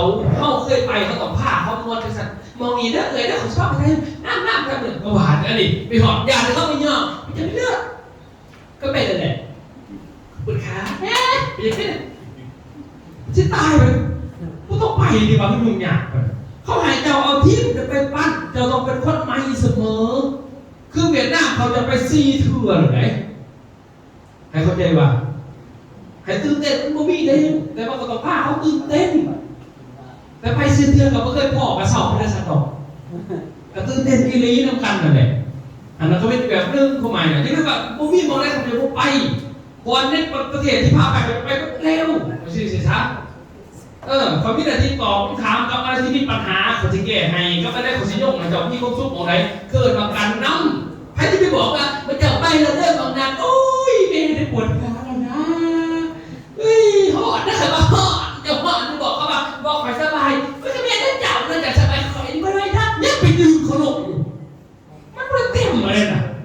ที่มันตายมันประสบคนตายที่มันเกิดประสบคนเกิดเพราะเจ้าก็มีเหตุอะไรเหตุแต่ที่มันเกิดเลยเขาจะรดน้ำมันเสือกเผาไฟแม่นบอกเขาจะใช้ปุ๋ยมึงฝันเนี่ยเอายาขายยาไปฉีดป้าบอกเขาแตกกันที่สูงดันนะไม่ต้องสนใจเขาเอาเรื่องขึ้นเอาเองนี่ท่านมันจะมีรสชาติไปบอกดีๆได้เผื่อได้คนจบเนาะวันที่เศร้าเนาะจบละวันที่เศร้ามันวันที่11อีกปั๊บนี่ตื่นมามันเริ่มคือลงทะเบียนกับกลุ่มดาวจันทร์เสนเพิ่นมีคณะเพิ่นเดี๋ยวเพิ่นบอกกันในว่าไม่มีต่างๆแต่หลายๆคนซอยกันตรงนี้เนาะเข้าห้องประชุมนี่แม่นอาจารย์พวกแก่บุญเจริญเนาะเป็น MC เนาะเหมือนเดิมมาแล้วเขาเคยเห็นมาอยู่แล้ว6 เทื่อแล้วพอได้เปิดตัว MC ละลายพฤติกรรมอาจารย์ธนานันท์ เหยียบรับหน่อยเนาะอันนี้กรณีว่าเราเนี่ยแข็งแรงไม่ได้บอกกันตรงไหนเพราะว่าเราไม่ได้หน่อยเนี่ยรถเผาแล้วพอถึงว่าพอดมือมันไปขโมยอีกเลยขั้นบางกรณีว่าเราบริมาเอ็มซีต้นเดียนต่างๆนี่ละลายพฤติกรรมก็จะเป็นว่าเขาไปจับเป็นเองประธานเป็นเองจบจะเช่นว่าคอยฝึกมาดีขนาดไหน18 ปีบริโภคสลากเป็นธุรกิจได้เห็นมากโดยประสบการณ์ล้วนๆได้เลยแต่เขาใจสิเนาะโอเควันนี้เอาจะนั่นก็ได้เปิดตัวเอ็มซีไล่พฤติกรรมเปิดตัวพี่เลี้ยงคณะกรรมการพี่เลี้ยงต่างๆนี่ผู้ใดเป็นพี่เลี้ยงเองเก็บหมดแล้ว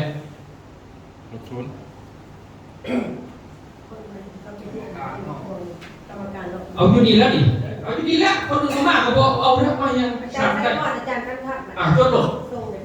จดหลบพี่เลี้ยงเด้อเอาหาคนก่อนเนาะเอาแล้วเอาอยู่นี่แหละคนบ่มากกับมิซื้อแต่เขาบ่สนใจนะเขามาหาอย่าง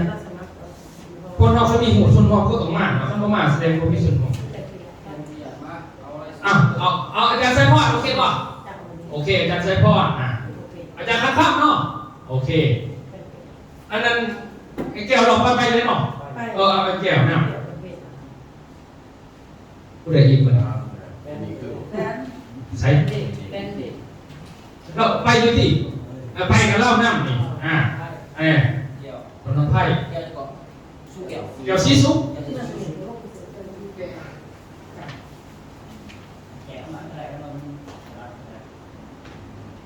เพราะว่าให้มีเนี่ยพัฒนาไปบางทีเพื่อนก็เป็นคนนำอันนั้นดูเลขนะดูเลขที่เลี้ยงซอยนะสำคัญคือดูเลขกันซอยคือเข้าไปตรงนี้หรอไปเพื่อคนนำสี่อีกคนนึงแล้วก็เคยเป็นอยู่แบบที่เพราะนั้นเอาวงเสือใช่ไหมโอ้เอาวงเสือต้องเกี่ยวก็สั่งเอาพลังไพ่ออกกระไรเพราะว่าเราเป็นรุ่นใหญ่นะเอาวงเสือต้องเกี่ยวหรอกเมียนเราจะเอาไปฝึกเอาคนรุ่นหน่อยเขามาเอาเพราะคุณมันสิเท่ากันเราสีใจอยู่เหมือนกันแมนเกี่ยวใจก็วงเสือรุ่นเท่ากันสินะแต่โอเคเนาะประมาณนั้นเนาะเอาพี่เลี้ยงนี่ก่อนนะเพราะว่าพี่เลี้ยงต้องขึ้นมากเนี่ยอันนี้มีแต่ผู้เขาดูแลพวกมันตีเขากับอาหารเดียวบนจัดตื้อเรื่องว่าวัดป่าเท่าไปยังเห็นเต็มที่เขาเป็นพี่เลี้ยงเต็มที่เวลามีละครเต็มที่เวลาเขาเห็นพวกมันตีเขากับอีกเต็มที่และยาสมองปนกันแต่ต้องจื้อหรอกนี่คือเขาพยายามเห็นในเรื่องนี้นะเนาะเขาพยายามลงที่พวกนี้ที่เป็นแต่สร้างเทพพยายามที่เป็นแต่สร้างเพราะมันไม่ตื่นหูอยู่ดิแล้วตื่นหูมันก็เป็นแต่สร้างว่ะมันบอกแสดงว่าเจ้าคัดนโยบายเขาจะเป็นแต่สร้างระยะที่คนก็เอาจากเรือเนาะเขาจะสร้างนี่อันนั้นแล้วเนี่ยถ้าเขาหักไปเขาก็ไม่ไปนอนน้ำจับเก่าเยอะแต่นั่นถือต้องนะเขาถือต้องเขาต้องเอาแล้วก็เรียวดีวันนั้นนี่แต่เขาถือกระเฮ็ดโดดเขาก็ถือเขาต้องเฮ็ดมันนะมันจะมีนั่นไปคิดนั่นกันโอ้จะโทษบอกผู้หนึ่งออกทีนึงผู้หนึ่งจิตลอยคนพันคนเราขี่ข้อผู้เดียวตายที่ผู้เดียวนี่ไม่ใจบริสุทธิ์โอเคเราสรุปก็คืออาจารย์นั่นน่ะอาจารย์เรียกเพิ่นสรุปเพิ่นถ่ายว่าพี่เลี้ยงเนาะบาดีพิธีเปิดพิธีเนาะเปิดพิธีก็คือเปิดพิธีงานแต่ว่าตัวนี้สิบรรยายเรื่องนโยบายแล้วก็มันควบคุมบริษัทอันนี้แม่นตัวนี้แม่นอาจารย์เป็นเสียงเด้อท่านรองเพิ่นเป็นคนบรรยายพวกขอดีพวกขอแรงเขาเลยต่อมาในไทยก็พูดเรื่องการรักษาสุขภาพเนาะผลิตภัณฑ์สุขภาพเองเขาพยายามให้เองเพราะว่าบอสกับท่านรองบ่ได้มาบอสไงนะบ่ได้มาพอมันถึงคิววันที่20ไปเขาเราไปหมอทุกวันที่20ไปไปหมอไทรอยด์เนาะวันนี้แนวทางคนนี้คือเขาไปเจ้าขายลูกหมูนี่เจ้าพวกแมนก็บอกว่ากาแฟนี่ที่สั้นๆเนาะพัสโกตัวนี้ที่ซี่อินตี้เดซิโบเขาจะเจ้าบอกไปทางชื่อเดี๋ยวไปขายของได้แต่อย่างคือเวลาเขาบอกสุขภาพเนี่ยเนาะสุขภาพแล้วมันเสื่อมหรือมันเสื่อมแต่ไหนแล้วเป็นยังสมุนไพรอย่างไรมันจะรู้ว่ามันคือมาแก่เมื่อไหร่แต่เขายักแบบนี้วะเขาเบียเก่งเด้อเขาบอกเจ้าฟังเขาว่าคือปุ๋ยไงปุ๋ยเก่งไหนเขาบอกตรงปุ๋ยเก่งทุกเรื่องปุ๋ยเก่งอยู่หาของละเรื่องปุ๋ยเก่งเรื่องสุขภาพเลยเรื่องการดูแลสุขภาพนี่มันเห็นอย่างไรบอกมาจะเรียนผมได้สอนเป็นหลักสูตรไหนเราไปบอกต่อให้บอกอย่างไรคนในการซื้อของน้ำจับนะอันนั้น2เป็นเรื่องเกษตรมี4 ปีอยู่ไทยเรื่องปุ๋ยนะต่อมาเราจะเก่งมากคือเครื่องสำอางเรื่องของงานใส่จังไรเห็นจังไรฝุ่นมันมีว่า และข้อที่สุดท้ายมันเก่งเรื่องการจัดสรรเรื่องการบริหารจัดการระบบอาหารขาดเขาจะได้เก่งเรื่องนี้นะฉะนั้นวิชาพวกนี้มีมันเขาไปกับเบิดเลยที่เขาบอกกันพันธุ์มันมีแต่ปุ๋ยบรรยอบในสมองเนี่ยก็การรักษาสุขภาพด้วยเป็นยังใส่สมุนไพรมันต่างกับยาดมเหมือนกับเขาบอกวิเคมีกับวิฮอร์โมนมันต่างกันแก่นี่กันจะบอกกันว่าแบบนั้นแหละโอเคเนาะแต่เนาะฉะนั้นเตรียมไปเฮียนเอาเด้อเพราะว่าบริมันต้องบอกกันง่ายๆอย่างนี้เนาะโอเคหลังจากที่บรรยายเรื่องของผลิตภัณฑ์สมุนไพรแล้วเข้ากับพักกินเขาแล้วหลังจากแล้วกลับไปต่อด้วยผลิตภัณฑ์เก่าเกษตรนาโนเด้อเก่าเกษตรนาโนนี่แม่พ่อขอในการทำรอบเป็นเสบียงแล้วถ้าเขาอยากถามเนาะก็ต้องถามที่ต่อไปเป็นยังคือบอกไอ้พวกมันเป็นวิทยากรพวกนี้เป็นยังคือบอกอาจารย์ธนัทเดี๋ยวนี้เป็นยังคือบอกสตีฟเดี๋ยวนี้เชื่อว่าเนาะมันเป็นอย่างนี้กันเนาะหนึ่งก็คือเขามีพวกขอไปอยู่แล้วพวกขอต่อไปเนาะอาจจะเป็นพวกขอรักกันสิหนึ่งมากต้องเอาบุคคลที่มีวุฒิของบริษัทที่เป็นองค์การต่างๆในสองมากคือเวลาบอกพวกนี้ต้องเป็นวิชาการที่รัฐบาลย่อมทำได้นะครับย่อมบอกไปปั๊บต้องให้มันถือข้อของรัฐบาลให้เจ้าเข้ามาอย่างวิชาการนะคือเขาจะบอกเรื่องสมุนไพรต้องตรงกับเมนคุ้มยิ่งที่บริษัทแต่ตอบเครื่องของผู้หมอเขาบริษัทไปขยายความจะกินโลดยาดีว่ากินเร็วยาอีปีมันแบบไงทุบหรือก็จะถนัดหรือบอกว่าได้มันเป็นภาษาลามกจะเคยบอกวิชาการในเวทีใหญ่บนใดจะขายของบนเป็นยังให้พวกขาดคือปุ๋ยที่หลังที่บอกจะใช่หรือผมว่าปีกว่าตัวอื่นตัวหนึ่งบนใดเขาจะบอกเขาไม่เนี่ยจะต้องขอใจตัวนี้อีกเด้อเขายกมาตัวนี้เด้อบอกให้ไปบอกแต่ตอบเขาเมื่อเขาจะบรรยายเต็มบริเวณตอบไปยกขึ้นมาแก่ยังไงสื่อบริเวณตอบเขาอันนี้คือว่าวิทยากรนี่แหละผู้ได้เขียนน้ำนี่นะเสียงมาสอนนะแต่มันซับเราคือการใช้พอดเขียนบอกนี่แหละเขาจะมาเขาใจตัวนี้เองไม่แม้ว่าซักจะบอกอ่านถ้าพูดมาก็บอกไปเลยจะอ่านคล้ายๆใหญ่ตอนนั้นแต่จับมันเป็นแต่ตอบเด็กแสดงว่าจะมีความเสี่ยงบริษัทกับกลุ่มเข้าไปได้นี่เหมือนกันเป็นยังคือทำรอบเพื่อต้องบอกเพราะว่าเราเป็นคนรัฐบริษัทราชการตรงนี้เนี่ยก็คือการท่านเราก็บอกได้ขายได้แต่เรายังเป็นกลุ่มเรื่องการตลาดส่วนตัวคือไอ้พวกนี้แล้วก็ขยายพวกใหญ่แบบจะสั่งเพื่อทันได้เราจะบอกในเขตของเราขยายฉะนั้นต้องเทียบรูเทียบยังไม่ใช่กลุ่มระดับรูระดับประเทศมันจะเขาบอกนะจะสปิกวุฒิคงคือตัวมันก็ได้จะสั่งซะพอเข้าใจเราหมายหรอกฉะนั้นเขาจะให้พวกขอที่เหมาะสมในการเป็นวิทยากรโมเมนต์ว่าฮักคนนั้นว่ามันโมเมนต์เดี๋ยวมันเป็นบริษัทก็ต้องโมมีคุ้มเสี่ยงตัวนี้อยากให้บอกกันตรงประมาณก่อนอ่ะเนาะถ้าลองเอาต่อเกษตรโลกที่จริงขนาดไปข้างเมื่อยนะถ้าลองแล้วก็ไปบอกกันมันลายเนาะบอกเป็นทองสมุกขันพลังผมบอกขึ้นอาจารย์จะตีตัวบุตรเปลี่ยนก็คือตัวมันเมื่อยถ้าเราเมื่อยปุ๊บเราก็เห็นตัวอื่นบ่ได้ห้ามเขามออย่างเดียวหายใจไปอย่างติดจะตีเจอต้องมีเดี๋ยวโมขอไม่หายสินะมันบอกตั้งแต่สัตว์เนาะแล้วก็พุทธิภาวะเองต่างกันแล้วก็จริงเราก็ลงพุทธิของเราเนี่ยแต่ว่าเบียร์กลางมันต้องเบนกันนั่นก็คือเขื่อนต่อมาหลังจากทำรอบพุทธโลกแบบมีเบรกกาแฟเนาะเบรกกาแฟแล้วก็กิจกรรมสถานการณ์ขึ้นไปแล้วก็แชร์ประสบการณ์เรื่องการใส่จริงแต่เอาบุคคลที่ใส่จริงหน้าเนาะเบิ่งสถานการณ์จริงเพราะเฮาโบอยากให้แต่งเขาบอกเป็นตัวผมฟังให้บอกคือยังอยู่แกรนนั่นแหละโอพีบอกเขาจะดึงคนหรือไง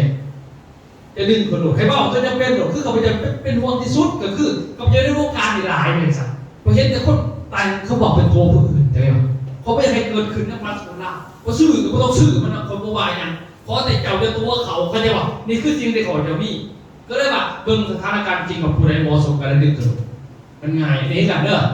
บอกไปไพ่ทำประจักษ์เกิดโบมาใครคนไปเตรียมเขาบอกสินะเขาเตรียมเขาบอกง่ายดอกมันนวดบนหลังนั่นหรอเอาคือนวดเบานวดคมจริงนวดสิมันจะง่ายมันจะเป็นเรื่องของบริสุทธิ์ไปเนาะโอเคมาในรักอย่างนั้นส่วนแรกมา3 โมง5 โมงเป็นพวกขอเปิดโลกวิจิตรคายอันนี้เป็นตอบตัวเองเนาะพอเรื่องว่าเป็นยังเป็นเครือข่ายนะครับเรากับเป็นยังเป็นพาสปอร์ตละมาซีเขาขอตอนนี้ขึ้นเราเปิดพุ่งธุรกิจเขาเนาะไปเที่ยวในซอยกันพาเขาม่วนเด้อพาเขาเปิดพุ่งเที่ยวเพราะว่าต่อไปเขาเสียวิทยาลัยคนนี้ขั้นไปหน่อยเขาบอกประทับใจง่ายเขาไปถึงไปไม่บอกก่อนจะเขาเป็นยังเป็นทีมต้องเห็นเขาประทับใจที่ตัวจับพอจะชิบ้าไงเขาที่จะไปกันมันเป็นว่าแบงค์มันไอ้ทำดีพอเป็นยังน่าอดเอาเด้ออีกสิบอกเขาบอกอดเอาเด้อแสดงว่าตามไปเขาบอกตามจะต้องบอกว่าให้มาอดเอาเด้อไงอ โอ้มือนี่ธรรมศาสตร์บ่เป็นใจหักขันเข้าไปสนิทเขายังมวนมันบอกเองเข้าไปเราหนังม้วนคนนี้นะครับคุณประตูดีบ่ได้ท่านก็เขาบอกของคนสิพาคนเตลิดเหมือนกันนี่โอ้ยมันหอมเนาะเหมือนคันพายุมากฝนตกตายเลยไม่เมงเลยมันตึ๊มันดีไปบอกเขาสิหนักนะมันดึงลงต่ำดิเขาบอกจะต้องเปลี่ยนจากต่ำขึ้นสูงอันนี้คือแกนับเด้อฝึกแต่ของได้โกฝึกมีเพชรซอยเท่าไหร่เด้อใครเขาได้ชักเอาตัวฝึกเป็นเองเขาบริสมัครสอนได้บอกได้ซื้อเนื้อผ้าบอกรวบได้บอกซื้อตัวจะเขียนได้เด้อแต่เราบอกรวบไม่เขียนเป็นจมดาวพอขนาดนี้ตอนดาวเป็นพอแล้วตายแบบนี้แบบตัวนี้นะตัวนี้นะโอเคต่อมาตอนแรกมันนี่เนาะประมาณหาโมงเช้าเองตัวนี้จะเป็นแบ่งประสบการณ์ของคนมีรายได้มีรายได้ SM ได้ที่ไหนก็ว่าเขาจะ SM เด้ออันนี้เพิ่งเขาขอตัวนี้นะนี่แต่เขาได้เนี่ยในเขาได้มากจริงบ่ได้ที่ไหนนะดีเท่แต่พอเบิกขึ้นมาสุดท้ายผู้ไหวแต่พี่พจน์เป็นคนจะคองก่อนนี่เขาไปเจ้าเขามาไม่มาที่พื้นฐานอะไรก็ไปคล้ายคอกับมีหมู่จะคล้องคล้ายคอคนจะเขาจะสื่อเขาเสือจริงเดียวเห็นเขาก็เสือจริงจะบอกที่โรดทุกทางเขามองไปจากที่ตัวทั้งนั้นแหละไปจากภูมิภาคเขาเห็นไม่รู้แม่นี่รักการให้เขาได้สิจ้ะเจ้าเห็นได้ยิ่งภาพมันออกนี่นะหลายคนเขาจะออกโทรทัศน์เขียนก็มีหมู่เพื่อนเป็นปานเป็นคนถ่ายขอหนึ่งเนาะขอที่สองนี่เขาไหลชดอยู่ทึ่งไหลชดคือว่าเอาเป็นหอนยามเจ้าอีกหนึ่งคอยเบิ่งในโทรศัพท์จะพอว่าเจ้าขนาดโทรศัพท์ในมือเรียนมีทุกคนยังบ่มีปัญญาเอาแต่ของออกข่าวในเฟซจะของมันบ่แม่นเสือกูเห็นน้ำอยากออกว้าวในใจโทรศัพท์จะของยังบ่มีปัญญาสร้างไอ้จะของเด่นขึ้นมากโพสอันนึงคือสิเขาคุก10 ปีนี่มันไม่เนี่ยพอออกน้ำเฮาคอยขยักขยงผมบอกตรงไปขั้นผมไม่อยากเห็นเจ้าจันทวาเนาะแต่ต้องเหมาะสมในคนจะออกมาผมเป็นซักก็คือเราเองเราไม่ได้ฝึกกับของมันนะก็ฝึกไม่ล่ะฝึกจนเขาขาดจะไม่ได้ไม่ล่ะโอ้ต้องเอาเล่าแล้วนี่แล้วเปลี่ยนเป็นคอยแห้งกันได้เนาะจังสั่งแบบว่าเอาไหมหาโมงเช้าถึง6:10 มอบสู่คณะกรรมการเด้อมีคุณแต้มแก้วออนตาครับสูตรเนาะแต่เมื่อกี้ได้ซีดีแล้วมีคุณแต้มนำเด้อที่คุณก็ดีนะเดี๋ยวเลยคุณแก้วใจมองสมัยคุณวงประเสริฐแก้วคุณเมื่อคุณขันข้ามสีบนเมื่อคุณสายพอดวงประเสริฐคุณแก้วสีซุกเนาะพวกคุณเพิ่นอันนี้เป็นทับสูตรกรรมการเด้อแต่พอท่านเอาไปยืนเด้อเพราะมันต้องตรวจสอบคอร์สก่อนอาจจะมาหมอกก่อนไปยืนทับทีหลังทับจุ๊บโพสต์กระดาษไปยืนเลยโอเคประมาณนี้เนาะทับสูตรแล้วหลังจากทับสูตรแล้วต่างๆกว่านี้ต่อมาจะเป็นกิจกรรมสันทนาการงานแสดงพีเรียดงานแสดงพีเรียดจะได้บริษัทบอกไปเรื่องอาจจะรอบเป็นจดไปเขาต้องเตรียมเข้าเตรียมรอยไว้เลยอาจารย์นั่นมากเราจะรอบกับซอยทำหนักเรียบเพราะว่าเป็นเรียบเราเข้าใจเรียบแล้วรอบน่ะแต่เขาก็เพื่อไว้เพื่อเรายึดเหนี่ยวแนวนั้นเนาะโอเคทุกท่านวันนี้ตอนกลางคืนวันนี้ได้7:00 กลางคืนวันนี้กิจกรรมสังสรรค์หันษามีจับรางวัลทุกท่านอันนี้เป็นวงดนตรีเป็นพลังทุกศิลป์ที่เขาเอาวงลงเองเลยถือคีย์บอร์ดไปแต่ก็จะถือตัวตั้งโน้ตอะไรก็ไม่ต่างอะไรก็พอเดินใส่ไม่เนาะอะไรแหละแต่ว่าสุดดีสุดบอกมีสุดเนาะเดี๋ยวเขาลบกันสุดเด้อมือนี้ลบกันเงาได้เด้อมีสุดเงาสุดนี้เขาให้เซาดิไปจะได้เซาเองเด้อตัวละ100,000ไอ้พวกนี้400,000ตัว4ตัวบวกกันตัวละ100,000สุดละ100,000นะเขาให้เซาปกติเขาเซาอยู่ประเทศไทยเขาเป็นเซาตัวละ500เงินนึงไม่ว่าไผ่ยังไงเอาลงตัวนี้เนาะชุดโบราณชุดยังชุด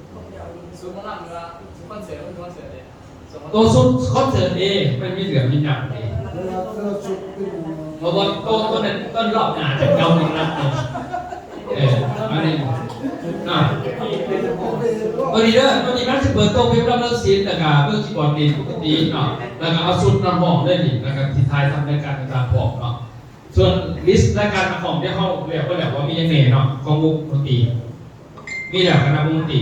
เดี๋ยวคณะวงดนตรีจะประชุมกันอีกรอบนึงแต่ตอนนี้เมื่อนี้แหละรุ่นกับตอนนี้มันจะมีเกี่ยวไหมแล้วเพลงมีนั้นใครจะแก่เพลงแต่จะแก่มากที่พี่ใหม่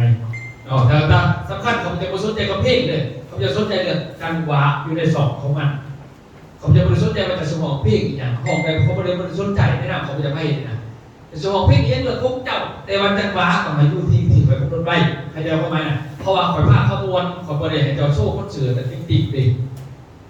เขาประเดี๋ยวไปแข่งขันที่หนออาจารย์นั่นแหละครับอาจารย์สาระพูดแล้วมันเกิดประเดี๋ยวมากที่เขาประเดี๋ยวสนใจตรงนั้นเลยเขาสนใจว่าจังหวะอันนี้เขาตรงคนแบบนี้ท่านเข้าประมวลข่อยทั่วเจ้าเข้ามาน่ะแต่สมองคือเขาไม่ได้สนใจเลยแต่สิ่งที่คุณผู้ชมนะเขาสนใจเรื่องคนข่อยไม่ได้งานเขาตรงมัวข่อยสนใจแต่เรื่องคนมาห่วงงานนี่คือสิ่งของจะคิดได้คือจะคิดแบบนั้นเนาะคือเรียกว่าให้อยู่ในนั้นเวลาเปลี่ยนเพลงก็ให้เปลี่ยนในจังหวะอันเดียวกันนี่แหละคือมันไก่เขี้ยสินะเดี๋ยวเขามาดึงเสียกันแต่เวลาเขาขอเพลงคนที่มาขอเพลงเขาจะบอยเพลงกันเจ้าได้เป็นรถคิวเขา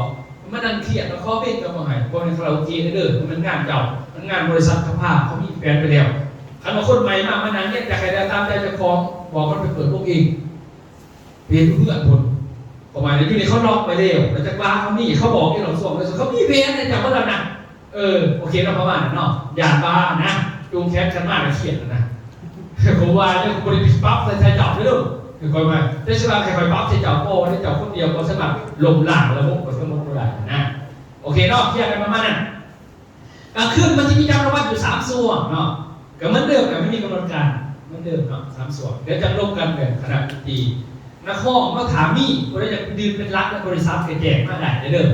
เข้ากับต้องหักเสมออันนั้นจริงมันทนแค่ไหนก็ยังตัวได้ที่เพลงของตัวเองนะถ้ามีคนแท้ก็ต้องถอยออกได้เอาตัวเขาจะไปยืนห้องเพลงอยู่หันไหนเขาจะไปนั่งเบิ้งแต่บังเอิญมามันก็ได้เนี่ยก็ต้องไปเสียบเขานะเพราะว่าเล่นตัวนั้นมันไม่เป็นอีกน้ำเขาวันนี้คนที่มากจากว่าเสียบนอกไปบริษัทไม่บอกถ้าบริษัทเราจะเป็นตัวประกอบทันทีไหนแต่พอสมัครจะไปอยู่ในนั้นได้โอเคเนาะตัวนี้เนาะกลางคืนบนซื้อกันกับรางวัล3 ส่วนก็แล้วกันเนาะบนซื้อกันแล้ววันนี้เราไปนอนเนาะไปนอนเรียบร้อยแล้วตื่นมาวันที่2การกินข้าวเช้าของห้องประชุมสันทนาการโมดิเวตคณะกรรมการใช้สูตรเด็กให้ขึ้นทุกคนเนาะให้ขึ้นทุกคนคนละนาที2 นาทีฝึกเบานี่แหละฝึกเบาแล้วก็ต่อมาวันนี้เด้อหัวคอวันนี้หัวคอวิทยากรวันนี้หัวคอเวลา10 โมงกับ10 โมง 40 นาทีหัวคออาจารย์สันติมันหัวคอนี่แผนงานพอเขาจะเอานโยบายเขาเป็นแผนงานเด็กแผนงานแผนเงินแผนเที่ยวแผนมวลแผนเที่ยวแผนรางวัลพิเศษคือหัวคอมันจะบอกตัวนั้นระบบเนี่ยเอาแล้วเขาเป็นคนเดียวไอ้บอกได้ดีบอกให้เติมทำไมบอกให้เติมเด้อพอถามเติมปุ๊บเติมจะได้จะกรอกหนองทางเลยพอเจ้าเอางานชักขั้นเติมเจ้าต้องเป็นองค์กรของตัวเองนะเอาชี้ซะเอาตรงๆซะนะคู่มือจะเรียนได้องค์กรร่วมดิถ้าอยากเติมจะเก่งเจ้าต้องเป็นองค์กรตัวเองที่เจ้าทั้งหมดแต่มาอยู่จะไม่ก่อนยังกระดาษเพราะเจ้าเก่งตัวเองอันนี้ที่ไปขอไปยังบ่มียังไปเก่งของเราอยู่เนี่ยมันไม่ได้มันก็สมควรประตูมันต้องออกเราข้างตลอดเนี่ยมันประตูมันจะตายนะทำไมนะเลยว่าเนาะอันนี้คือพวกขอแผนงาน SM บวก MM อาจารย์สติภาพรเนาะอันนี้เราเป็นคนง่ายเป็นอย่างเพราะว่าบอกเราของง่าย SM เป็นจังไรเป็นเบียดจังไรเขาผ้าเขาเห็นจังไรดีกว่านั้นเองสรรพสิ่งภาพเขาอยากจะหูเขาเห็นจังไร MM เห็นจังไรเลยนะประมาณนั้นแล้วต่อมาเวลา10 โมง 40 11 โมง 40 1 ชั่วโมงเต็มแผนเงินมันนี่แผนรายได้ SM บวก FM นี่ทะเลาะกันง่ายเหลือของเงินป่ะ SM นี่ได้เงินทางไหน FM ได้เงินจากไหนเงินมันมาจากไหนนี่นะใครจะบอกตอนที่มาของเงินตัวนี้โอเคเนาะไม่ว่าเอาสมศิลป์เขาไปเขียนตัวนี้เด้อเพราะพวกนี้จะไม่มีสอนในทั่วไปสอนใน3 มือ PG อย่างเดียวคอร์สนึงบ่มีต่อมาบัดนี้ท่านต่อมาช่วงกินข้าวเที่ยงแล้วบัดนี้เนาะแผนม้วนด้วยครับแผนม้วนหรือว่าแผนนักปฏิกับแผนเที่ยวอันนี้มันจะเป็นทางพ่อออกนะอาจารย์สันติสุขพิมพ์สอนตัวนี้เดี๋ยวบทเขาจะเขียนไหนด้วยกันจำไปเปิดเอาตัวนี้มีแผนม้วนเขามีกิจกรรมอย่างนี้แล้วก็เที่ยวจังไรมีภาพเที่ยวต่างๆเขาสิเขียนใส่บทให้เรียบร้อยแล้วก็หมายเนาะว่าบริษัทผ้าเขาเที่ยวจังไรโอเคมาเนาะตัวนี้แล้วต่อมาวันนี้แม่แผนรางวัลพิเศษ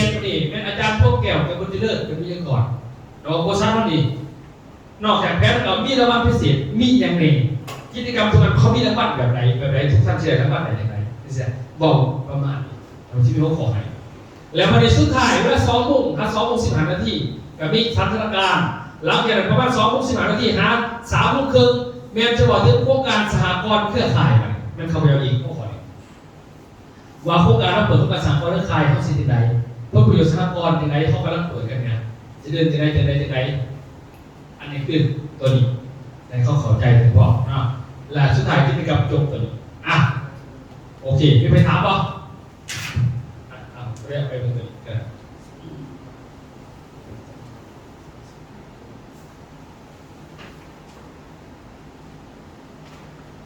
นส่วนวงดนตรีอยู่นี่เด้อทั้งนี้แล้วลบอีกรอบนึง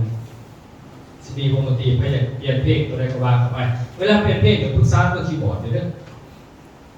จะเปลี่ยนคนเดียวเรื่องคีย์บอร์ดบ่เปลี่ยนนำได้อีกนึงเวลาเป็นในโลกการเรียนวงดนตรีหลายคนบอกเข้าใจเขาว่าเป็นวงดนตรีอันนี้ลองดนตรีผิดนิดนึงแต่ว่าผิดแต่ไม่เข้าจังหรอกเข้าอีกจังเนาะคนบอกเข้าใจขั้นตอนของการเป็นวงดนตรี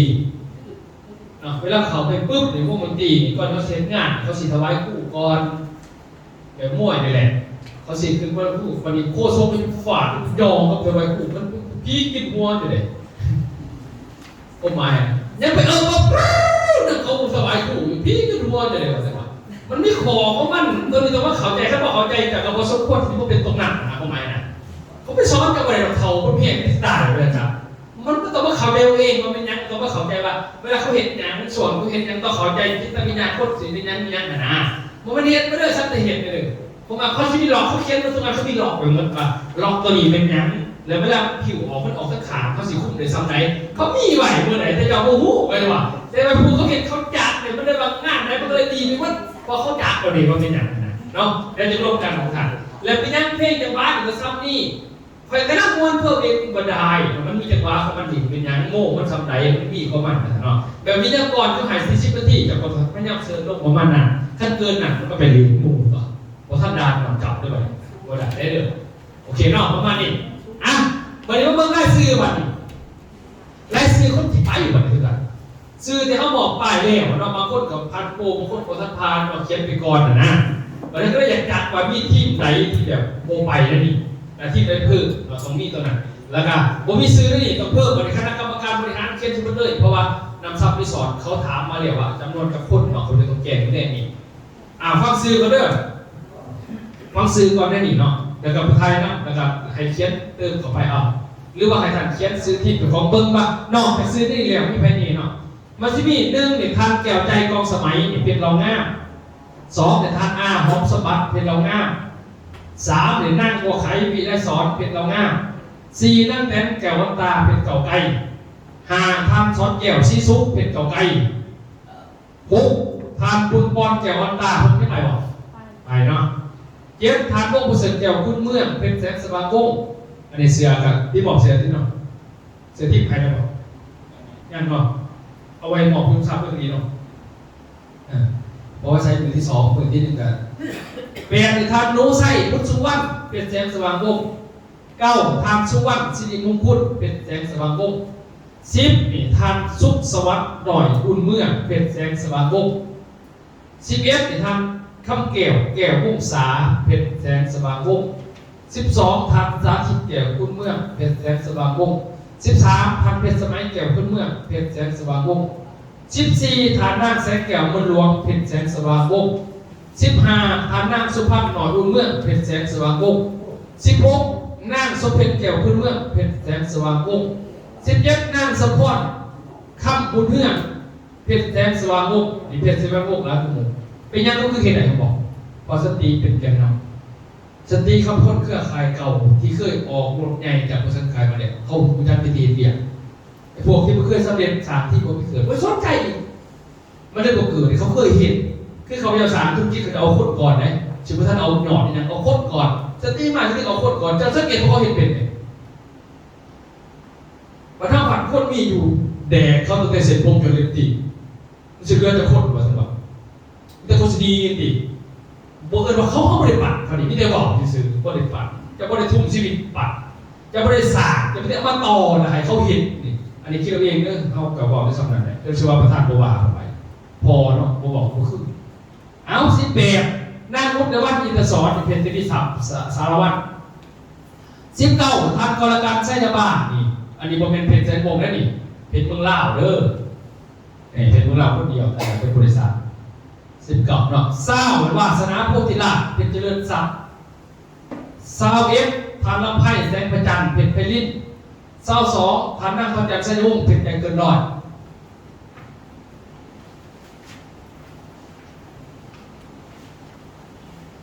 23ทางนั่งสุ่มเหงาซาลี่เพชรสมบูรณ์24นั่งเฟื่อง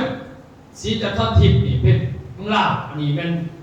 ที่ของตัวเองสวัสดิ์เขตเนาะอันนี้มาเป็นวันที่19ปีเนาะ25ในทางสายพอดแก้วประเสริฐเพชรเจริญทรัพย์26นั่งคันค่ำสีบนเฮืองเพชรเจริญทรัพย์27ทางกลางศิลป์จันทวงศ์เพชรเจ้าสัวยังตรงนี้เขาเจ็ดถามที่สื่อหรอกว่าเป็นในบางสิบามิดพุทธแสดงว่าเมื่อกี้สักที28นั่งกับแก้วแสงวิรัตเป็นที่เดินสามแต่ว่าปูเขาผ่านไปทีหน่อย โอ้แล้วค่ะ ผมไม่ยังหลอกได้ผู้จัดการกดเองแต่เขาเจียแจงซื้อมา29นั่งคำเพียรดวงประเสริฐเป็นที่เดินสาม30นั่งแสงมณีคำวงศาเป็นที่เดินสาม31นั่งวาสนาโพธิราชเพชรเจริญทรัพย์32นั่งบุญมีแก้วสว่างเป็นแก้วประเสริฐเป็นตัวเข้าไปไหมเนาะ33นั่งรัศมีแก้ววันตาเพชรเก่าไก่34นั่งเทียนเพชรเก่าไก่เทียนก่อน ค่ะ ถามก็ทานเทียนคนต่างกันยังหลอกหยอกไปซื้อเป็นอะไรสิรับนะ35นางวันสีเพชรเก่าไก่36นางวิจันทร์แก้วมณีเพชรปากซอง37ทานหนูจันทร์แก้วมณีเพชรปากซอง38นางดัมมี่39นางเสียงเป็นรองงานส่วนที่เหลือก็จะมีซื้อบอกความหมายคือผมมีซื้อผมเป็นบริไปไหนบทไผ่เขียนมากเขาสึกตรวจสอบให้ว่าผมได้ผ่านอะไรบ่ผ่านไปซื้อปูนผ่าน ไม่เกี่ยวกับโดน ผมไปยังผมไปอันนี้มันได้ซื้อที่หักป่ายดิมือนั้นผมจะมาหาอันขึ้นไปซื้อยืมว่าเขาไปเจ้าพี่ที่หักเรื่องมากอ่ะนี่เขาไปเจ้าประเด็นเอาซื้อฐานะเขาจะโมหูสิซะ ไม่ใช่มันนี่ ตอนนี้ก็ได้ไว้จากไหนว่าที่ใดที่เพิ่มให้เขียนมาเขียนซื้อเพชรนะกันซื้อเขามาแล้วมันพฤติการมันจะปวดว่าผู้ใดคนทัดจ่ายเงินผู้ใดซื้อโป้ผู้ใดผ่านเขาสิมีรายซื้ออะไรอย่างเงี้ยตัวนี้30กับไหมดี เป็นไปเล่นที่เกิดอยู่เราได้นะแต่ ตอนนี้เอาได้ดีให้เขียนแต่เพชรบอกว่าผู้ใดเกิดผู้ใด แรกก็คือชม ได้ผมเป็นอย่างไรมาเนี่ยบิวเอานั่นเอาเกียร์มาให้เป็นเขียนผู้ใดเกิดแต่ไหนเขียนเป็นก่อนไหมแซมนี่มีเหรอ แล้ววันนี้มีแล้วผ่านแล้ว ตัวนี้เขาพิมพ์ล่าสุดตัวนี้มันอะไรว่าเขียนเอกสารไปสอบเขียนเข้ามาเนาะเขียนเข้ามาต่างๆเขียนเพิ่มทุกคนเลยนับแต่ผู้บริหารอาจารย์เขียนเพิ่มได้เลยเพราะว่าเขาตอบเอาของนอนดิอะไรเนี่ยเขียนซื้อสมองเขาไปตรวจสอบว่าผ่านได้ไรกับเก๋ไปตามนั้น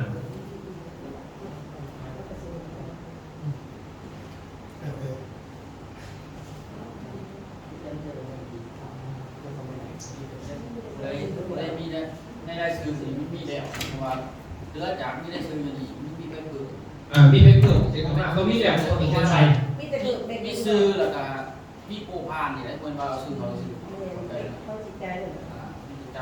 ซื้อเครื่องเขาว่าด้วยนี่ ใจนะ กาแฟซื้อเงินซุปไปฟรีอย่างนี้ ตัวเรียกว่าไอ้ชอบปัญหาหรอ ขาดเงินหรอขาดเงินหรือซ้อมปัญหาขาดเงินหรือซื้อซ้อมปัญหา แก่เขาแล้วเขาได้ก่อน แต่เกิดเช็ดมากๆว่าเรื่องอะไร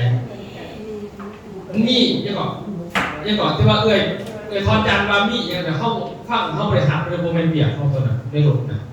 แจ้งซื้อห้องคนจืดว่าห้องปรุงว่าผ่านหรือว่าผ่าน คือเขาไปเจ้าพระจักรพระเจ้าผ่านหรือบ่ผ่านนะเขาพระจักรเขาจะตัวเจียมากแบบนั้นแล้วแต่มันที่ผู้จัดการเขาเงินเขาสกวดอีกทีนึงบอกว่าแจกน้ำประทานไล่แจกน้ำประทานอ่านถึงมันจะมีอะไรนึงไปขอ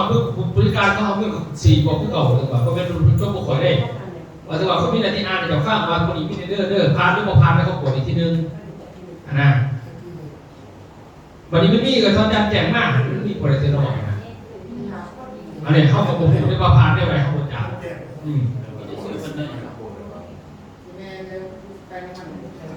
อันไหนเข้าไปนะโทรหาเราที่อะไรโทรหาเราเนี่ยแล้วเราส่งซื้อส่งยั้งนะส่งซื้อส่งยั้งแบบกว่า2,000อะไรเพราะว่าจะได้กระตามเนาะแต่ถ้าผู้จัดการเป็นกวดคือเก่ากวดแบบมันมีรายชื่อเขาอยู่เนี่ย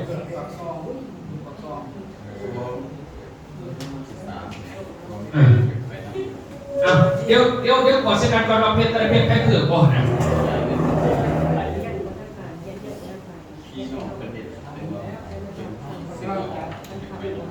ว่าจะคน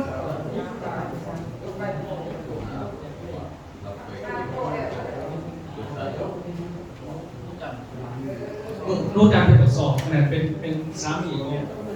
นักของนี่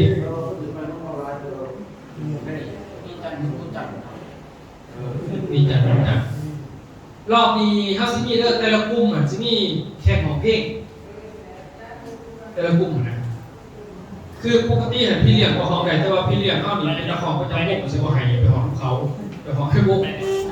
เนาะต่อไป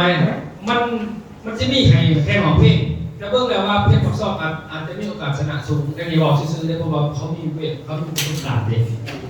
มันไม่ว่าแต่ละกลุ่มเลยสิมีแต่ของมันจะเป็นปกติพี่เลี้ยงของใดแต่ว่า2 คนจะบอกให้บอกซื่อเพราะว่าเขาเป็นของวกบ่ได้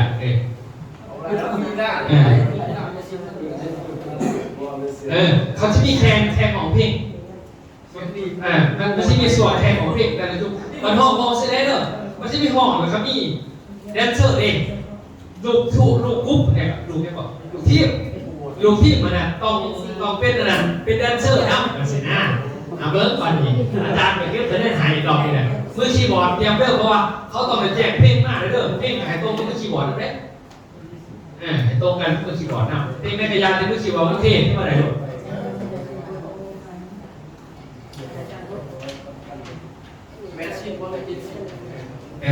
80ได้ทุกที่เลย80